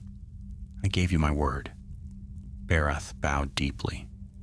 We waited until the elves said the forest had calmed, and then we dared hope. The elven captain approached. The shadows no longer whisper. Whatever you have done, the forest feels lighter. Radagast smiled. We removed an old thorn from its heart. Gandalf rose and turned to Barath. Your son is safe now. Keep him close, and do not wander these deep woods alone in the coming weeks. The land is healing, but scars ache long after the blade is gone. Barath placed a grateful hand on Gandalf's arm. I owe you my son's life. Gandalf shook his head. No debt is owed. Let hope pass forward instead. Raise him well, far from dark paths. Farron beamed up at him. I will be brave, Master Gandalf. Gandalf smiled. You already have been. The elves offered to guide Barath and his son back to their village. Radagast agreed to travel north for a time, nurturing the forest's healing. Gandalf remained on the ridge a moment longer, watching Dol Guldur's black silhouette fade into the distance. He drew in a deep breath and whispered, One darkness ends, yet another stirs far away. Then he turned, cloak billowing faintly in the wind, and followed the forest path westward, toward new roads, new shadows, and the long years yet to come. Gandalf walked westward, under the softening boughs of Mirkwood, where the oppressive gloom had begun to lift like a departing storm. The forest was quieter now, not with the strained silence of fear, but with the hush of a land catching its breath. Mist wound gently through the roots, and beams of pale dawn threaded through the leaves like silver ribbons. With every step, the shadows thinned and the air grew fresher. Radagast had gone north with his animal companions, murmuring soft consolations to the startled birds that dared creep from their hiding places. The elves had vanished like wind through reeds, guiding Barath and Farron back toward safer paths. For a time, Gandalf walked alone, though he did not mind. Solitude after dark labor was no burden. It was a companion of its own kind. But his wandering mind was not still. Though the shards were destroyed, their memory clung to him like cooling embers. He recalled the creature from the early glades, the broken spirit whispering riddles born from a dying master. He remembered the man in the basin, entranced by the shard's call, and the corpse from the Barrow Mound, stirred to a mockery of life by a whisper from the deep. These were not mere accidents of fate. The shards had not sought power, they had sought connection. A chain, they called themselves, a chain longing to be whole. He murmured quietly, even broken will can yearn. The thought troubled him. Though Sauron was fled and hiding in the east, his influence lingered in Middle-earth like smoke clinging to stone. These fragments were proof of that, seeds planted long ago, sowed to sprout only in the dark after his downfall. As Gandalf pondered, soft footsteps rustled on the path behind him. They were light, cautious, yet possessed with the steady rhythm of an experienced traveler. The wizard slowed and turned. A tall figure approached, cloaked in brown and green, carrying a spear upon his back and a bow at his side. His face bore the keen grace of the woodland elves, though he wore no armored regalia nor silver circlet. Instead, he moved with the quiet authority of one accustomed to the wilder, harsher edges of the realm. "Gandalf the Grey," the elf said as he neared. "Word has reached us from our patrols that the forest's breath has eased. I wondered if I might find you upon this path." Gandalf greeted him with a small bow. "Towerhind, son of the southern marches, well met indeed." Towerhind inclined his head. "The king wishes to know whether the trouble that plagued the western eaves has truly been ended." "It has," Gandalf replied. 3 shards of the enemy's craft lay hidden in the forest, clinging to scraps of thought and memory. "They have been destroyed." The elf's expression darkened. "I feared the tales spoke truth. The trees whispered of a lingering venom, one that slithered even in sleep." "That venom is no more," Gandalf said, "though its taste lingers upon the roots." Tarhin walked beside him, matching his pace. "Then peace may return to our borders, though I trust it will not last forever." Gandalf gave a tired smile. "Peace never lingers long in Middle-earth. It is a passing guest." They traveled together for a time, following a stream whose waters murmured softly over stone. Birds began to return to the branches, testing the air with tentative notes.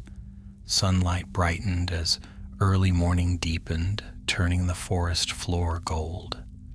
At last they reached a tall oak, whose branches spread widely like a sheltering roof.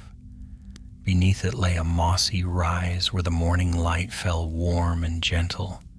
Gandalf sat upon a protruding root, stretching his legs. Torhind remained standing, scanning the surrounding trees. "My patrol senses you carry more knowledge than you speak aloud. There is a shadow in your eyes." Gandalf chuckled lightly. "Elves always see more than most." Tarhin turned toward him. "Tell me truly, has a new threat risen?" "No new threat," Gandalf said slowly, "but the shards' whispers spoke of remembrance." They yearned for their master, even knowing he was far beyond their reach. Such longing in the dark can be dangerous. Tarhind nodded grimly. "You fear they were not the only remnants." "I fear," Gandalf said, "that the enemy's thought lingers in more corners of this world than we realize. Dol Guldur housed more than orcs and sorcery. It housed secrets, preparations, and those do not die easily." The elf was silent for a long moment. "What will you do now?" Gandalf rose and brushed the bark dust from his cloak. "I will return west for a time. There are councils to be held and news to share. The White Council must hear of what transpired here. Elrond and Galadriel will understand the weight of these events better than most. And Radagast?" Gandalf smiled faintly. "He remains in the forest for now. Mirkwood has been wounded. He will help mend it. That is his nature." Tarhind bowed. "Then I shall escort you as far as the old ford. From there the land's open. Fewer shadows lurk." Gandalf nodded in thanks. "Your companionship would be welcome." They set out again, heading westward. As they walked, the trees slowly thinned, and the forest's oppressive darkness gave way to lighter woodland. The sun grew stronger, burning away the last of the morning mist. A gentle wind brushed the leaves, carrying the scents of pine sap, cool earth, and distant rivers. After some distance, they reached a vantage point overlooking a long sweep of the forest. From here, Gandalf could see the rolling canopy stretching far into the distance, its color brightening to shades untouched by shadow. He paused, resting a hand on the trunk of a young birch. "It is good to see the forest waking again." Tarhind nodded. "It will heal," he said, "but some wounds linger for ages." Gandalf gazed eastward toward the distant shape of the mountains. "So it is with the world." They continued their journey until the sound of water reached them. Soon they came upon the old forest road, still cracked and broken in places, yet more open than the wild paths behind them. The ford lay just ahead, its waters rushing swiftly under morning light. Tarhind halted at the river's edge. "Here I must part from you. My duty lies in these woods." Gandalf clasped his forearm. "My thanks, Tarhind. May your steps be ever guided by clear light and keen eyes. And may your counsel reach those who can shape the future," the elf said. With a last nod, Tarhind vanished back into the forest, leaving Gandalf alone beside the ford. The wizard stood a moment longer, listening to the river's steady song. The events of the past days settled upon him like dust after a storm. A small shadow had been lifted, yes, but it had whispered of greater ones far beyond. He crossed the ford slowly, staff tapping against the smooth stones beneath the water. The world beyond awaited. As he stepped onto the far bank, sunlight warmed his face. Birds flitted overhead. The path west stretched long and familiar. Gandalf smiled faintly, tightening his cloak. "Onward, then," he murmured. "There is always more to do." And with steady strides he began the next leg of his long road, leaving the fading shadows of Mirkwood behind him, yet carrying their warning with him, as all wise wanderers must. Gandalf's journey westward carried him beyond the shadowed eaves of Mirkwood, where the forest gradually yielded to rolling grasslands swept by bright wind. The sky opened above him, a vast, unbroken blue stretching from horizon to horizon. After so many days beneath the heavy boughs of the wood, the sheer expanse of the heavens felt like a gift newly remembered. The old forest road lay before him, bent and cracked with age, yet warmer now beneath the sun than it had been in many long years. The scent of pine faded behind him, replaced by clean air and the distant promise of autumn fields. With each step, the silent weight of Dol Guldur fell farther away, though never entirely from his thoughts. He paused at a rise overlooking the land. From there he could see the faint lines of distant farms, small plumes of smoke drifting skyward, and the reeds swaying along the banks of the great river far beyond. Life moved on in the world, quiet, undisturbed, unaware of the dark remnants that had nearly stirred beneath the forest's roots. Gandalf leaned on his staff, letting the wind tug gently at his cloak. "So ends the riddle of the night," he murmured, with its memory dissolved into the dark. Yet even as he spoke, he knew the matter was not so simple. Evil did not die like flame doused in water. It smoldered, seeking new hearths to kindle itself. The shards had been remnants, nothing more, and yet enough to trouble the peace of an entire forest, enough to twist the innocent and the lost, enough to whisper danger in the tongue of Sauron's forsaken craft. He resumed his walk, letting the river song of the Anduin rise faintly in his ears. The land here was gentler, yet still dotted with the marks of an older world. Weather-beaten stones jutted from the ground, In strange places, fallen markers of forgotten borders, a lone watchtower ruined by time stood atop a far hill, its stones bleached gray by countless seasons. Gandalf approached the foot of that hill. As the sun reached its height, a small grove of birches circled the ruin, their golden leaves fluttering like coins in the breeze. The ground here was quiet, but not in the manner of Dol Guldur. This was the quiet of ages long past, where memories slept peacefully. The wizard climbed the hill and stood beside the half-collapsed tower. Its broken stones formed a natural seat overlooking the plains. He settled upon it, taking a moment to rest. His journey through Mirkwood had taxed him more deeply than he cared to admit. As he sat, he withdrew a small pipe from his cloak and filled it with fragrant leaf. The first puff drifted upward in lazy curls, catching the sunlight before dissolving into the open air.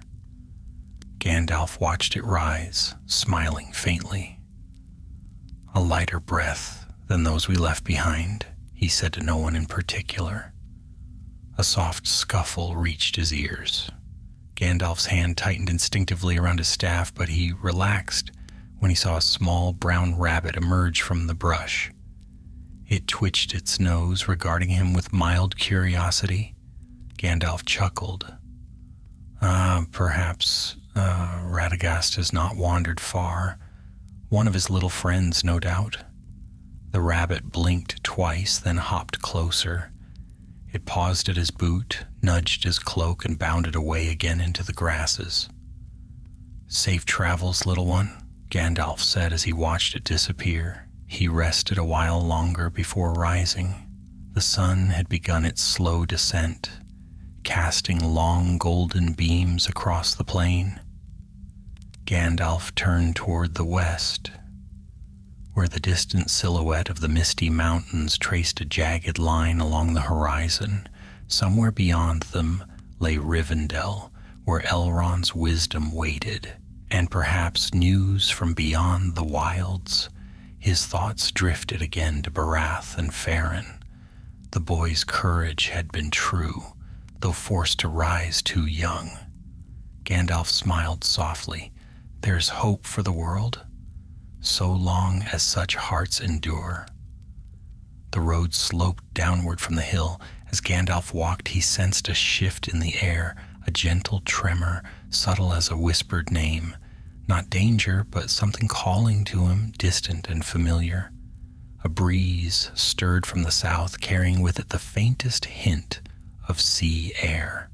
He paused, lifting his face toward the wind. A memory stirred, the sea longing. He'd known it in fleeting moments, though never so keenly as the elves. This whisper, though faint, reminded him of the greater world beyond, of shores unseen and paths not yet walked. But the world had need of him still. Gandalf lowered his gaze and continued, steps steady and sure. He would cross the plains, pass over the mountains, and come at last to those whose counsel was needed. There he would speak of the shards, of the dying shadow, and of the ancient will that had tried to stir again. He would tell them of the riddle that had haunted the forest, the riddles whispered by a broken servant whose mind was shackled by a will long scattered. And he would tell them that the riddle had been answered, yet even so the shadow behind it had not been wholly silenced. Sauron lived still, rebuilt in secret across the east, gathering strength like storm clouds behind distant peaks. The shards had been fragments of a forgotten design, a design that might one day be reforged if vigilance waned. As Gandalf crossed a final stretch of grassland, the sun dipped low, painting the sky with streaks of rose and gold. His shadow stretched long before him, wavering gently with each step. The land seemed peaceful now, untouched by the turmoil of the days behind him. Yet Gandalf knew better. Peace was never more delicate than in the quiet after a storm. He reached a small crossroads, a meeting of old hunting paths used by travelers heading toward the vales of Anduin. A weathered signpost marked the way. Gandalf traced its worn letters with a finger. To the west, he murmured, to the wise. He turned that direction, the last light of day warming his back.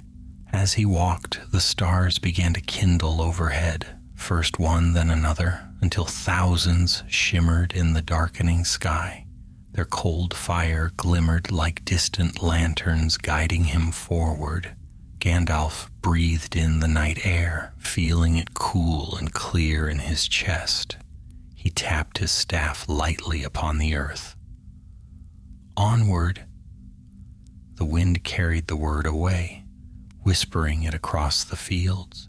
And so, under a rising moon and a sky bright with stars, Gandalf the Grey continued his long road west, bearing the memory of the knight's riddle, the warning of the broken shards, and the steadfast resolve of one who would not let the coming darkness find the world unprepared. Thus ended the riddle of the night.